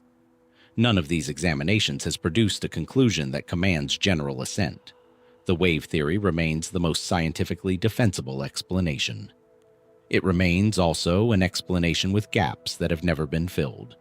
The lighthouse on Eilean Mor is automated now. Has been since 1971. No keepers live there. The light still sweeps the surrounding water on its programmed cycle, indifferent to the story attached to the place, warning ships away from the same rocks it was built to warn them away from in 1899. The island receives occasional visitors, researchers, curious travelers, people who have read about what happened there and want to stand in the place where it happened. What they find is what Moore found when he first came ashore in December 1900, minus the stopped clock and the uneaten meal. A stone building on a high cliff, a lighthouse that works, wind, the Atlantic, doing what the Atlantic does, and the particular quality of silence that belongs to places where something happened that was never explained, where the investigation was thorough and the conclusion was absent, where professional men applied careful methods and arrived at uncertainty, where the last log entry has a date and the next one does not. James Duckett, Thomas Marshall, Donald MacArthur. They walked out of the lighthouse at some point in the second week of December 1900 into whatever was waiting for them on that island or in the water surrounding it. 2 of them took their oilskins. 1 of them did not have time. And the question of what they saw in the days before they disappeared that made a senior lighthouse keeper weep and a famously tough occasional keeper pray. That question belongs entirely to them now. It went with them, wherever they went. And it has not come back. James Duckett wept. Donald MacArthur prayed. Thomas Marshall wrote it down, in the careful hand of a professional keeper, in a document that was meant to record weather and lamp readings and nothing more. Whatever they encountered in those final days on Eilean Mor, whatever it was that pushed 3 composed and experienced men to the edges of their composure before pushing them beyond the edge of the island itself, it left no explanation behind. Only the record of its effect. Only the shape of what it did to the people who experienced it.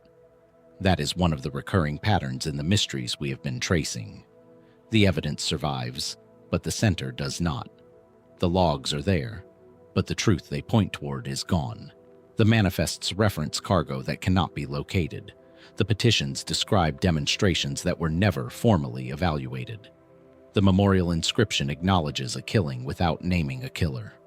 And sometimes, the pattern runs even deeper than that. Sometimes the mystery is not about what happened to something that existed, but about whether something existed at all. About a claim so significant and so poorly documented that the question of its truth has never been settled in either direction. About a man who may have done something extraordinary or may have done nothing at all, and whose name survives primarily because someone decided, centuries after his supposed voyages, that he deserved to be remembered. That man is Jean Cousin. And his story, if it is a story, if it happened, if he was the person his advocates have claimed, would rewrite one of the most consequential chapters in the history of exploration. The port of Dieppe, on the Normandy coast of northern France, has been a center of maritime activity since the medieval period. By the late 15th century, it was one of the most important ports in France, a hub for trade with West Africa, for fishing expeditions into the North Atlantic, and for the kind of ambitious, commercially motivated voyaging that was transforming European understanding of the world's geography. Dieppe's sailors were experienced, its merchants were wealthy, and its cartographers, the so-called Dieppe School of Mapmakers, produced some of the most sophisticated geographical documents of the 16th century. It is from this world that Jean Cousin emerges, or rather, it is into this world that Jean Cousin is placed by the sources that mention him, because the sources themselves are few, late, and contested in ways that make the simple act of establishing that he existed more complicated than it should be. The claim attached to Cousin's name is straightforward in its outline and staggering in its implications. According to the tradition that developed around him, Jean Cousin, a mariner from Dieppe, set sail from that port in 1488. 4 years before Christopher Columbus made his first Atlantic crossing, and in the course of that voyage reached the coast of South America. Specifically, he is said to have entered the mouth of a great river on the South American coast, a river that later cartographers would identify as the Amazon, or possibly the Rio de la Plata, and to have understood that he had reached a continental landmass previously unknown to Europeans. If true, this would mean that a French sailor from Normandy discovered the Americas before Columbus, that the credit assigned to Columbus for one of the most consequential moments in the history of human exploration belongs, at least in part, to a man whose name most of the world has never heard. That the story of how Europe came to know about the Western Hemisphere is more complicated, more politically contested, and more thoroughly obscured than the standard account allows. The implications extend beyond questions of historical credit. If Cousin reached South America in 1488, then the knowledge he brought back to Dieppe would have been available in principle to the community of mariners, merchants, and cartographers who centered themselves on that port. It would raise questions about what the Dieppe School of Cartographers actually knew, and when they knew it. It would cast the Columbus voyages in a different light, not as a leap into the unknown, but as a better funded, more institutionally supported repetition of something that had already been done. And it would mean that the suppression of Cousin's priority, whether deliberate or accidental, is one of the more consequential acts of historical erasure on record. The primary source for Cousin's voyage is a text published in 1632, a full century and a half after the voyage is supposed to have occurred. The author was a historian named Pierre Crignon, or the text has been attributed to him, though the attribution itself has been questioned. The account describes Cousin's departure from Dieppe, his southward passage along the African coast, his crossing of the Atlantic, and his arrival at a South American river mouth. It names members of his crew, including, in some versions of the account, a young Spaniard named Alonso Pinzon, a detail that would become central to later arguments about the connection between Cousin's voyage and those of Columbus. The Pinzon family were among the most important figures in early Spanish Atlantic exploration. Martín Alonso Pinzon and his brother Vicente Yáñez Pinzon both sailed with Columbus on his first voyage, commanding the Pinta and the Niña, respectively. Vicente Yáñez Pinzón subsequently led his own voyage to South America in 1499 and 1500, during which he reached the Brazilian coast and entered a large river mouth that is generally identified as the Amazon. The tradition around Jean Cousin holds that the Pinzón who sailed with him in 1488 was a relative, possibly an uncle or older relation, of the Pinzón brothers who sailed with Columbus.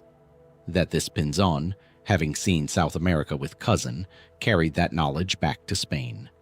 That it filtered through the networks of maritime knowledge and commercial intelligence that connected the Atlantic ports of Europe into the planning and execution of Columbus's own voyages. That Columbus, in other words, may have known more about what lay to the west than the official story of his brave leap into the unknown suggests. This is a serious historical argument. It has been made by serious historians, not by romantic nationalists or amateur enthusiasts alone. The geography of late 15th century Atlantic exploration was genuinely more complex and interconnected than the popular narrative allows. Portuguese sailors had been pushing steadily southward along the African coast for decades before 1488. The winds and currents of the South Atlantic, once understood, made a westward crossing from the African coast almost a natural consequence of southward exploration. The same wind system that pushed ships toward the Cape of Good Hope also pushed them toward the coast of Brazil. It is not implausible on purely navigational grounds that a Dieppe mariner following the West African trade routes could have been carried westward and reached South American waters. The problem is the documentation, or rather the near total absence of it from the period when the voyage was supposed to have occurred. If Jean Cousin sailed from Dieppe in 1488 and reached South America, there should be, in principle, some trace of that voyage in the contemporary record. Port records, commercial accounts, letters, the kind of administrative and commercial documentation that attended significant maritime ventures of the period, imperfectly preserved but not entirely absent. Dieppe was a literate, commercially sophisticated port.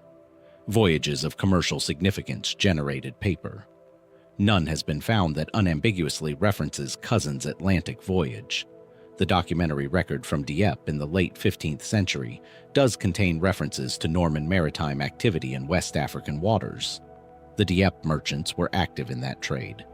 But the specific voyage to South America that the 1632 text describes has left no contemporary trace that survives. This absence is the central problem for anyone who wants to take the Cousin tradition seriously. A century and a half is a long time for documents to survive, and Norman archives suffered losses across that period. Wars, fires, the disruptions of religious conflict.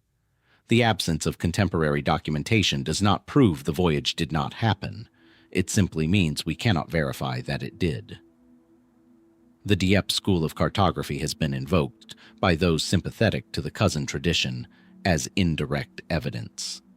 The maps produced by Dieppe cartographers in the 16th century, works of extraordinary sophistication and geographical ambition, contain, in the view of some analysts, details about the South American and even Australian coastlines that suggest access to information not available through the officially documented channels of Iberian exploration. The Dieppe maps show coastlines with specificity and accuracy that seems, in places, to exceed what the Portuguese and Spanish accounts that should have been the cartographers' sources would have permitted. If the Dieppe cartographers had access to information derived from undocumented pre-Columbian Norman voyages, including, potentially, a voyage by Jean Cousin, then the maps themselves become a kind of indirect evidence. Not proof, but a suggestion that the cartographers were drawing on a body of knowledge whose origins they did not, or could not, openly acknowledge. The Dieppe map argument is itself contested. Other analysts have explained the apparent sophistication of the maps through the Dieppe school's access to Portuguese and Spanish sources that they obtained through commercial and diplomatic channels, incorporated without attribution, and synthesized with their own observations into documents that appear more independent than they actually were. This explanation does not require any undocumented Norman voyages. It requires only that the Dieppe cartographers were skilled synthesizers of available information, which they clearly were.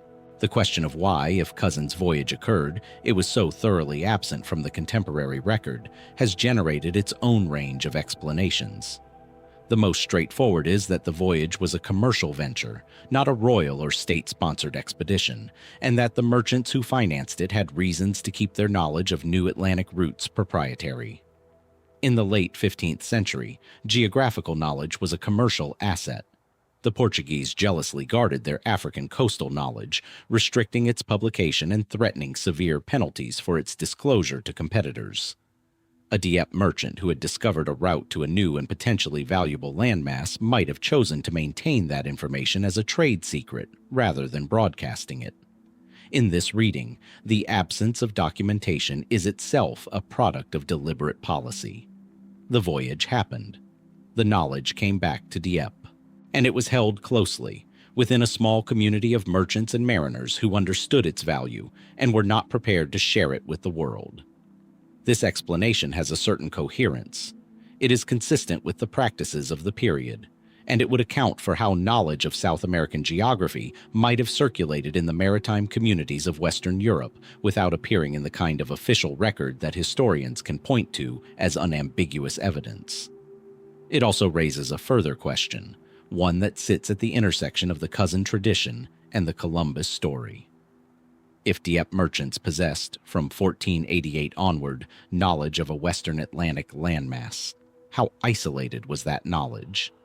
Maritime communities in late 15th century Europe were connected in ways that formal historical records often do not capture. Sailors moved between ports. Knowledge traveled through informal networks. The Spanish port communities from which Columbus drew his crews and his backing were not hermetically sealed from Norman and Portuguese intelligence. The claim that Columbus knew more than he admitted, that his famous certainty about what lay to the west was informed by information he had gathered from sources he did not acknowledge, is not a fringe theory. It has been seriously argued by historians who have examined the inconsistencies in the official account of his planning and preparation. Whether Jean Cousin's voyage was one of those sources, or whether the connections ran through other channels entirely, is a question the available evidence cannot resolve. What the Cousin tradition ultimately points toward is something larger than one man's possible voyage. It points toward the inadequacy of the official narrative of Atlantic exploration, a narrative built around state-sponsored, royally documented expeditions that necessarily excluded the informal, commercially motivated, carefully guarded voyaging that was happening simultaneously in the margins of the record. The explorers whose names we know were, in most cases, the ones with royal backing and institutional documentation. Their voyages generated official records because official institutions commissioned and supported them. The voyages that happened outside those channels, financed by merchants, crewed by working sailors, aimed at commercial rather than imperial objectives, generated documentation of a different kind, held in different places, subject to different pressures of preservation and loss. Jean Cousin, if he existed as his advocates claim, was one of those marginal figures, a professional mariner from a port city, sailing for merchants who wanted profit rather than glory, returning with knowledge that was too valuable to publish and too significant to entirely suppress. A man who may have seen something that changed the world, without the world ever learning his name in time to matter. The Dieppe archives contain what they contain. The 1632 text says what it says. The maps show what they show. And the question of whether a Norman sailor stood at the mouth of a South American river in 1488, 4 years before Columbus crossed the Atlantic with the full weight of Spanish royal sponsorship behind him, remains exactly where it has always been. In the territory between possible and unproven, between suggestive and confirmed, between a story that someone thought was worth recording and a fact that the contemporary record was never allowed to establish. Somewhere in the gap between those two things, Jean Cousin waits, patient as a coastline, silent as an undiscovered shore. Whether anyone will ever find the document that closes that gap, the port record, the merchant's letter, the sailor's account that places him in those waters in that year, is a question that the archives of Normandy, and perhaps of Spain and Portugal, have not yet definitively answered. They may still hold what was never meant to be found, or they may hold nothing at all. The difference between those two possibilities is the entire weight of the mystery. The archives of Normandy may still hold what was never meant to be found, or they may hold nothing at all. Jean Cousin exists in that suspended state, neither confirmed nor refuted, neither fully present in the historical record nor entirely absent from it. A name attached to a claim attached to a tradition attached to a gap in the documentation that has never been filled in either direction. It is a particular kind of historical frustration, the kind that comes not from a lack of sources, but from sources that point toward something without reaching it, that circle a center without touching it, that suggest, consistently and across multiple independent lines of evidence, that something happened, while stopping just short of the proof that would settle the matter. The next mystery operates in similar territory, but with a crucial difference. Jean Cousin left almost nothing behind. The next figure left an extraordinary amount. Letters, accounts, eyewitness descriptions, official correspondence, diplomatic records. He moved through the most documented social world of the 18th century, the courts and salons of Europe, surrounded by people who wrote everything down. He was observed, described, and discussed by some of the most literate and attentive people of his age. And yet the most important things about him, who he actually was, where he actually came from, and what happened to the private correspondence that might have answered those questions, remain, after 3 centuries of inquiry, unresolved. His name, or the name he used, was the Count of Saint-Germain, and he is one of the strangest figures in the history of a century that was not short of strange figures. The salons of Paris in the mid-18th century were the intellectual and social engine of the Enlightenment. In those rooms, warm, candlelit, crowded with philosophers, artists, aristocrats, and the merely ambitious, the ideas that would reshape the Western world were debated, refined, and disseminated. The people who moved through those rooms were accustomed to intelligence, to wit, to learning, to the performance of all three. They were not easily impressed. They were impressed by the Count of Saint-Germain. He appeared in Parisian society around 1748, moving through the highest circles with an ease that suggested long familiarity with courts and drawing rooms, speaking French without accent, and apparently speaking every other European language with equal fluency. Contemporary accounts describe him as appearing to be somewhere between 40 and 50 years old, an estimate that would remain remarkably stable across the following decades, as people who had known him in 1748 encountered him again in the 1760s and 1770s and noted with varying degrees of unease that he did not appear to have aged. He was a gifted musician, composing and performing with a facility that drew genuine admiration from people qualified to judge. He was a skilled painter, apparently experimenting with techniques for achieving unusual luminosity that contemporary artists found difficult to replicate. He was, by multiple accounts, a remarkable conversationalist, able to discuss history, science, philosophy, and the arts with a depth and specificity that suggested either extraordinary learning or extraordinary experience, and sometimes to his listeners seemed to suggest both simultaneously. He claimed, in the salons where such claims were received with fascinated attention rather than immediate dismissal, to be very old, not elderly. He did not appear elderly, but old in a deeper sense. He spoke of historical events from centuries past in the first person, or with a specificity of detail that his listeners found difficult to attribute to mere scholarship. He spoke of knowing figures who had been dead for generations. He hinted, without ever stating directly, at a lifespan that exceeded ordinary human limits. Whether he believed these claims, or performed them, or was something more complex than either, a deliberate myth-maker who had calculated exactly what the Enlightenment salons would find irresistible, is one of the questions his correspondence might have answered.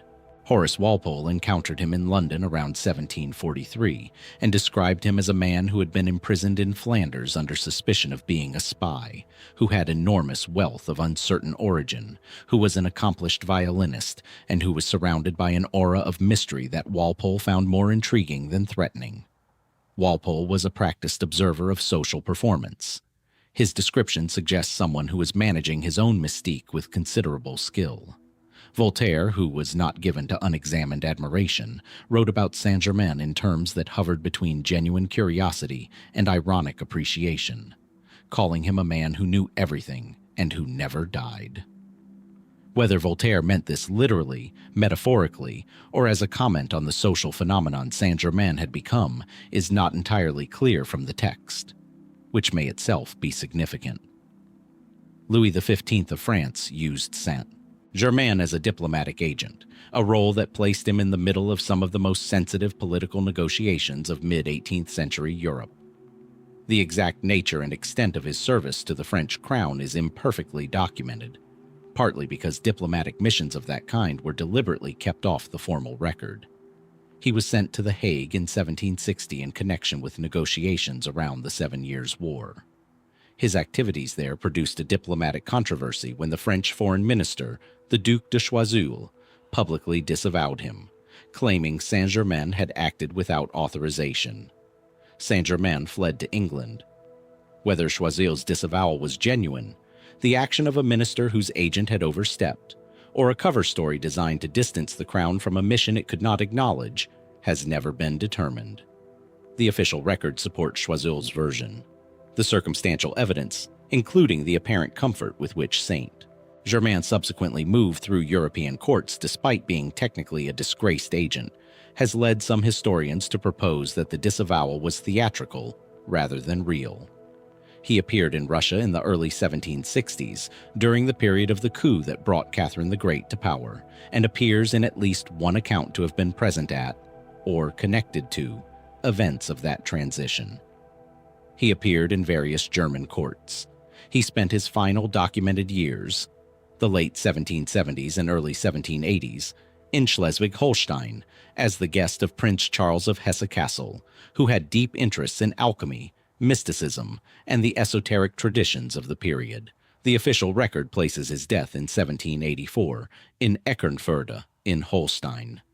A church register records the burial of someone identified with his name, and then the reports continue.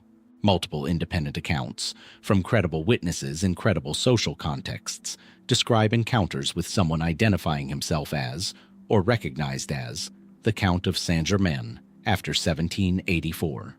In 1785, at a Masonic conference in Paris. In 1789, at the court of various European nobles. In the 1820s, according to accounts recorded by people who had known him in the 1760s and were startled to find him apparently unchanged. These post-death appearances are the element of the Saint-Germain legend that has attracted the most sensational attention and the least serious analysis. They are easy to dismiss. Mistaken identity, wishful thinking, the elaboration of legend by people who were invested in the mythology surrounding him. And dismissal is probably the correct response to most of them. But not all of the witnesses were credulous. Not all of them were invested in the legend. And the consistency of the descriptions, a man of similar appearance, similar manner, similar apparent age, across accounts separated by decades and geographic distance, is at minimum curious. What is not in dispute is that a very significant body of correspondence associated with the Count of Saint-Germain has not survived or has not been located in the archives where it would be expected to reside.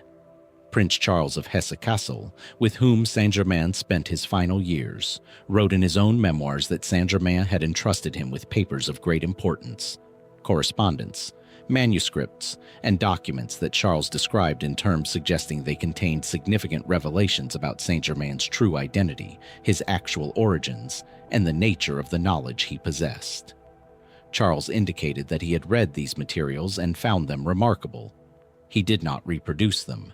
He did not describe their contents in specific terms, and when researchers later sought the papers themselves, they were gone. Charles's own archive, held in the collections of the Hesse-Kassel family, does not contain the materials he described. Whether they were removed, destroyed, lost in the disruptions of the Napoleonic period that followed, or never fully existed in the form Charles implied, is unknown.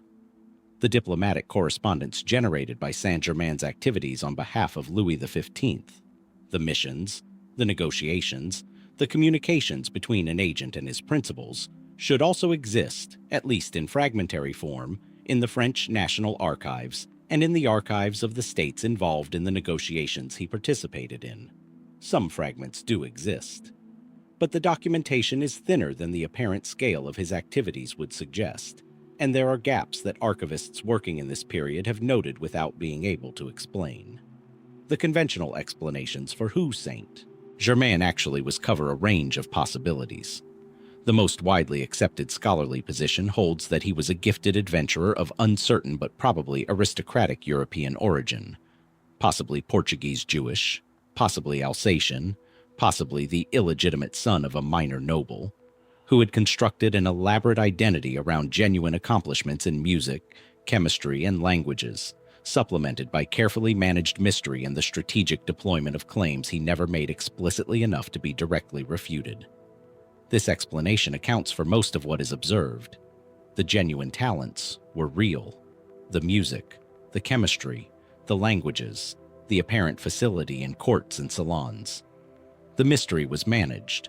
The non-answers about his age, the hints about his history, the performance of longevity for audiences that found it delicious rather than implausible. The diplomatic service was real.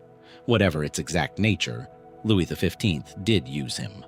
What this explanation does not account for as cleanly is the consistency of testimony about his apparent agelessness across decades from witnesses who were not naive or easily deceived. Nor does it account for the specific thinness of the archival record in areas where documentation should exist. The gaps that appear not only in French archives, but in the records of multiple European states that he passed through. The chemical and alchemical dimension of Saint-Germain's reputation has attracted its own body of analysis. He was known, in his lifetime, as someone with unusual knowledge of chemistry, of dyes, of metals, of materials. He reportedly demonstrated to Louis XV a technique for removing flaws from diamonds, a claim that has been interpreted variously as a conjuring trick, a genuine chemical process, or something in between.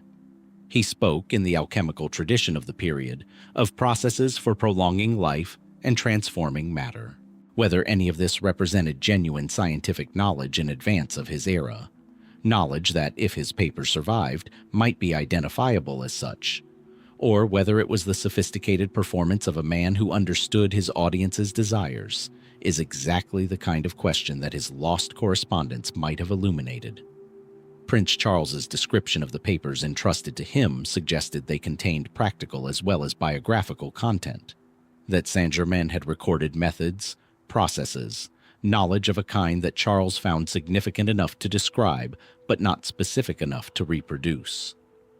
If those papers existed, and if they contained what Charles implied, then their disappearance represents the loss of something potentially more substantial than the biographical curiosity that surrounds most of Saint-Germain's legend, the esoteric and mystical traditions that have accumulated around Saint-Germain since his death are extensive and largely disconnected from the historical record.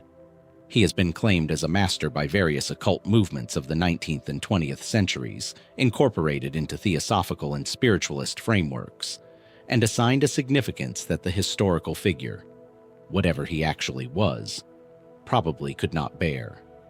These traditions are not irrelevant, but they are not history, and they tend to obscure rather than illuminate the genuine strangeness of the documented record. What the documented record actually shows is this: a man of genuine and multiple accomplishments, moving through the highest levels of European society for several decades, maintaining a consistent and carefully managed mystery about his origins and his nature, serving as a diplomatic agent for at least one major European power, entrusting what his closest confidant described as significant papers to a trusted custodian, and leaving behind an archival record that is noticeably thinner than his apparent activities would generate. The thinness of the record is itself a kind of evidence, not of anything specific, not of immortality, not of suppression, not of any particular conspiracy, but of something, of a deliberate management of what was known and what was not known about him, of a gap between the public performance and the private reality that was maintained with consistent skill across decades and across multiple national contexts. Whether that gap contained something genuinely extraordinary, knowledge, identity, capability that exceeded the ordinary, or whether it contained only the ordinary secrets of a gifted and ambitious man who had constructed his reputation more carefully than he had constructed his documentation, is the question that sits at the center of this mystery. The last person known to have read the papers Charles of Hesse-Kassel described was Charles himself. He died in 1836. Whatever he knew, he took with him to a degree that his memoirs, tantalizingly suggestive, carefully non-specific, only partially mitigate. Somewhere in the European archive system, in the holdings of noble families whose collections have never been fully catalogued, in the repositories of states whose records from the Napoleonic disruption remain incompletely organized, in private hands that have never connected what they hold to the name they should be connected to. There may be letters in a hand that has never been fully identified. Correspondence between an agent and his principals. Manuscripts in which a man who claimed to be very old set down, in whatever language he thought in when no one was watching, something closer to the truth than anything he said aloud in the salons of Paris. Or there may be nothing. The papers may have been destroyed by Charles, or by those who came after him, or by the ordinary violence of 2 centuries of European history. The diplomatic correspondence may be genuinely absent, rather than merely unfound. The Count of Saint. Germain arrived in the documented world without a verified past, and left it without a verified ending. He moved through the most literate century in European history, and generated, in proportion to his apparent significance, a remarkably thin paper trail. He gave his closest confidant papers that disappeared. He served powers that disavowed him. He performed a mystery so consistently and so skillfully that it has outlasted him by 3 centuries without resolution. Who he was is a question the evidence circles without answering. What he knew is a question the missing papers were apparently the only thing that could have settled. And whether those papers are gone, or simply unfound, is itself a question that no one has yet been able to close. The salons are empty now. The courts are museums. The candlelight that illuminated a man who did not appear to age has been replaced by electricity, and the world he moved through exists only in the documents that survived it. Some of those documents mention him. Some describe him. Some record what he did and where he was and what those who knew him believed about him.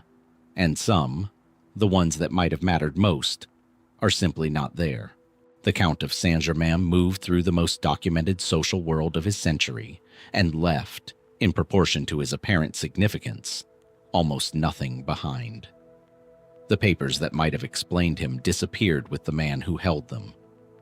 The diplomatic record is thinner than it should be. The mystery he performed so carefully in life has proven in death more durable than almost anything else about him. There is a quality shared by several of the mysteries we have traced, a quality of deliberate management, of information handled carefully, withheld strategically, released selectively. Benjamin Bathurst's disappearance happened in a town full of witnesses and left no explanation. The Bermeja Island records show gaps where documentation should exist. Bottineau's papers reached the institutions that should have preserved them and then did not.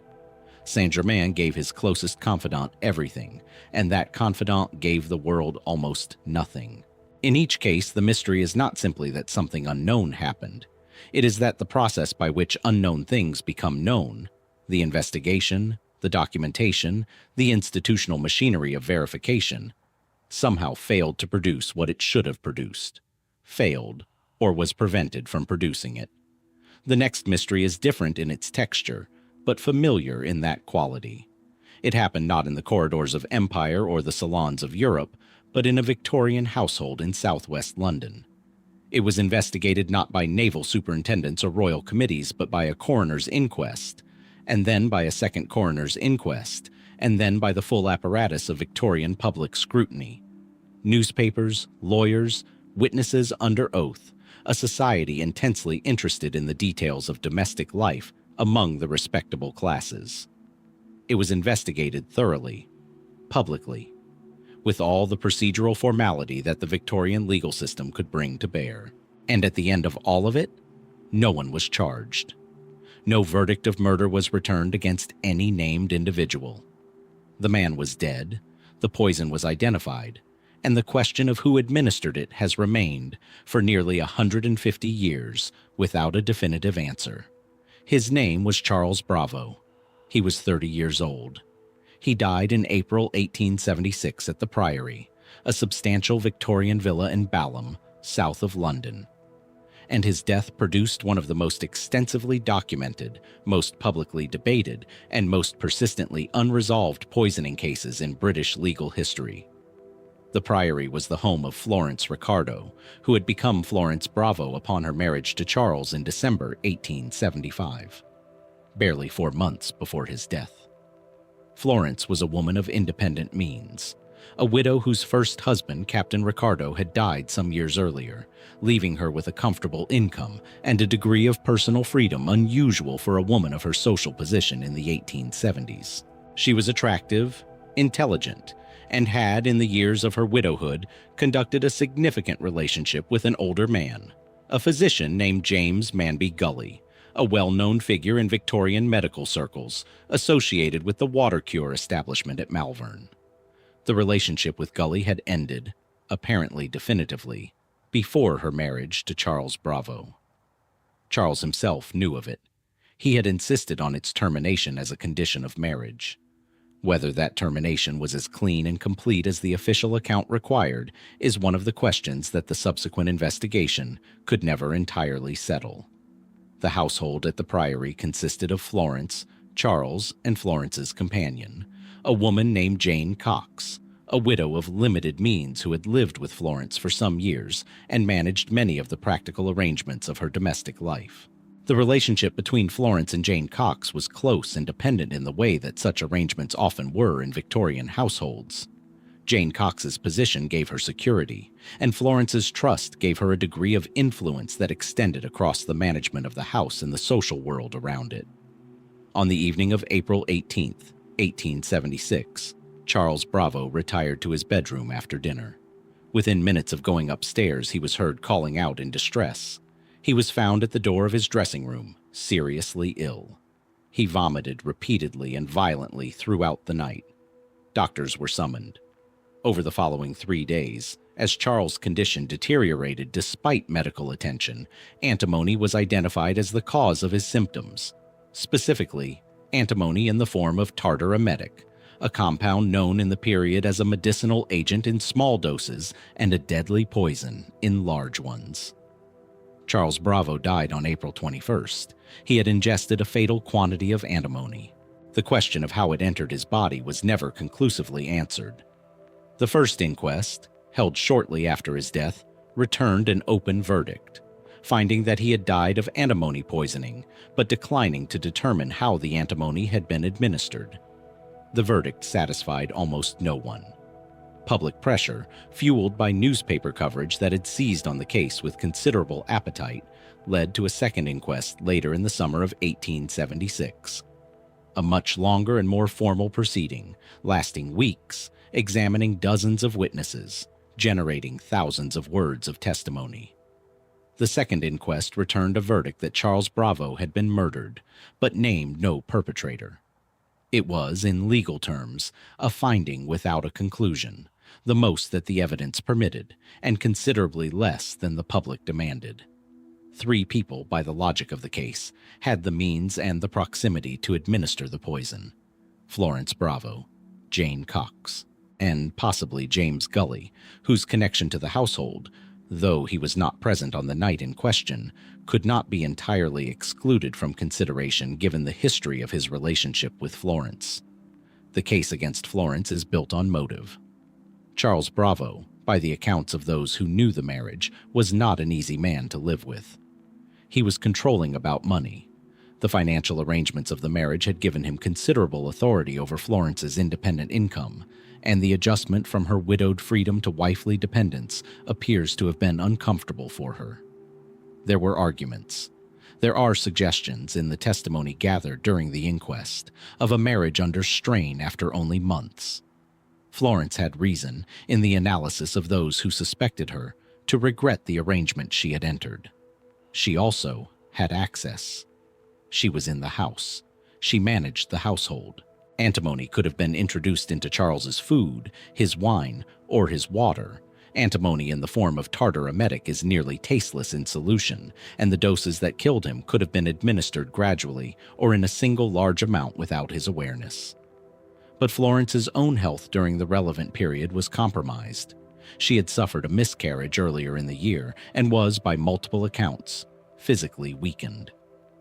Whether she had the practical capacity to manage a deliberate poisoning against a physically healthy man in a house with servants and a companion is a question the prosecution of any case against her would have needed to address. The case against Jane Cox is in some ways more circumstantially dense.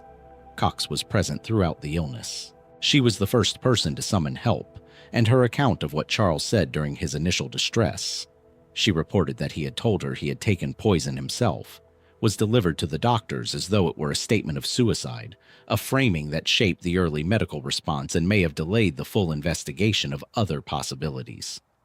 If that framing was deliberate, if Cox reported a self-poisoning to steer attention away from murder, it would place her in a very significant position. Her own situation in the household was affected by the marriage. Before Charles, she had been Florence's trusted companion and de facto household manager. Charles's arrival and his controlling approach to Florence's finances and domestic arrangements had diminished her position. There were accounts of tension between Charles and Cox. She had reasons, in the analysis of those who suspected her, to wish the marriage undone. And then there was Gully. The relationship between Florence and Dr. Gully had been, by the standards of Victorian respectability, seriously compromising. It had been intimate in ways that Florence's social position required her to deny and minimize, but which several witnesses suggested had been known in the relevant circles. Charles's death, in this line of analysis, reopened the possibility of a future with Gully that the marriage had foreclosed. Whether Gully himself took any active role, whether he supplied the antimony, whether he advised anyone, whether he was anything more than a historical context for the case, was never established. He was called as a witness at the second inquest and questioned with the pointed skepticism of lawyers who suspected him. His answers were careful. Nothing actionable emerged. The antimony itself has attracted sustained attention from those who have studied the case forensically. Tartar emetic was available in the Victorian period in several contexts: as a veterinary medicine, as a component of certain treatments, as a substance with legitimate uses that made its presence in a household not automatically suspicious.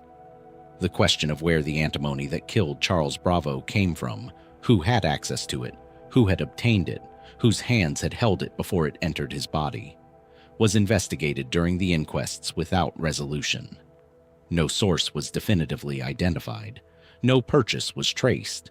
No supply was connected to any of the suspected individuals through documentation that the inquest found sufficient. The Victorian press covered the case with an intensity that tells its own story about the cultural anxieties the case activated. A young wife, a dependent companion, a disgraced older lover, a controlling husband dead of poison in a respectable house in a respectable suburb. The combination touched every nerve that Victorian domestic ideology had exposed. The proper household was supposed to be a sanctuary. The priory, in the spring of 1876, had been something else. And the failure to identify who had made it so, the refusal of the evidence to resolve into a clear villain, was itself a kind of social disturbance that the newspapers could not leave alone. Florence Bravo did not survive the case by many years. She died in 1878 at 33 in circumstances that were recorded as related to her long-established habit of drinking, a habit that had been part of her life since before her marriage to Charles, and that the stress of the inquests and the public attention that followed apparently intensified. Her death closed one of the three principal avenues of the investigation without resolving anything. Whatever she knew, whatever she had done or not done, she took it with her. Jane Cox outlived the case by decades, dying in 1916. She never altered her account in any publicly recorded way. She maintained, to whatever degree the record captures, the version of events she had given at the inquest: that Charles had spoken of having taken poison himself, that she had reported it faithfully, that she had no knowledge of how the antimony had entered his body. James Gully also outlived the immediate period of the case, dying in 1883. The social damage done to his reputation by his association with the investigation was severe and permanent. His professional standing, carefully built across decades, did not recover. Whatever he knew about Florence, about the marriage, about the household dynamics that preceded Charles's death, he appears to have kept to himself.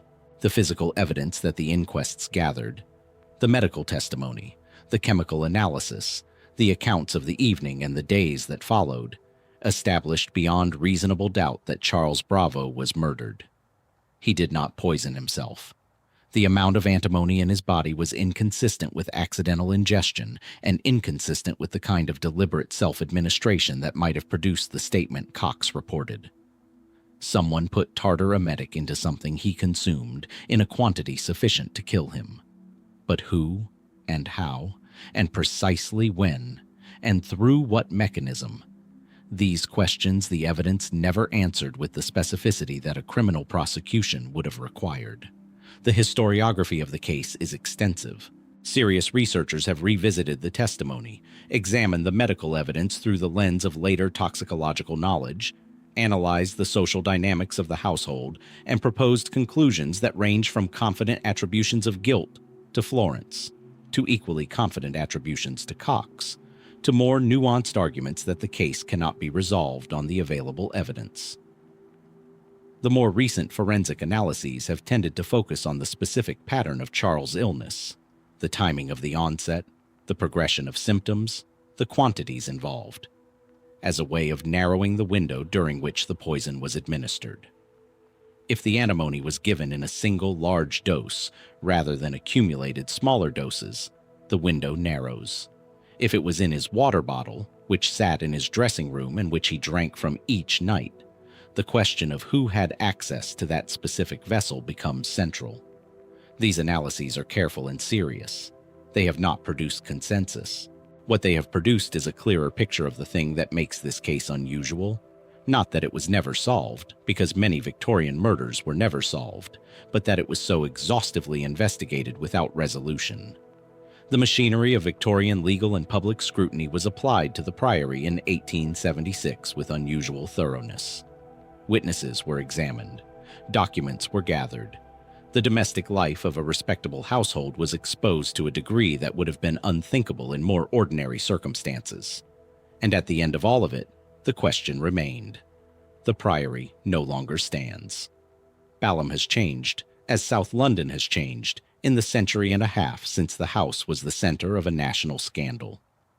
The garden where Florence walked, the dining room where the last dinner was eaten, the dressing room where Charles called out in distress. All of it is gone, replaced by the ordinary fabric of a city that moved on. What has not moved on is the question: who administered the antimony that killed Charles Bravo? It is a question with, at most, 3 possible answers. 3 people in a Victorian household, each with proximity, each with possible motive. None with a case against them strong enough to sustain a prosecution. One of them knew. Perhaps 2. Perhaps all 3 in different ways and to different degrees. The second inquest found murder and named no murderer.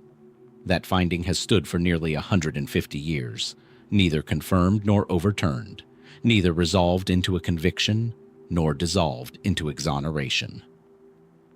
Charles Bravo died in his bed in a respectable house in a respectable suburb, surrounded by people who knew what had happened to him. Or at least, by people who may have known. The difference between those 2 possibilities is the entire weight of the mystery. And the answer, if it was ever written down, if it was ever spoken aloud in a room where someone else could hear it, did not survive into the record where it could be found.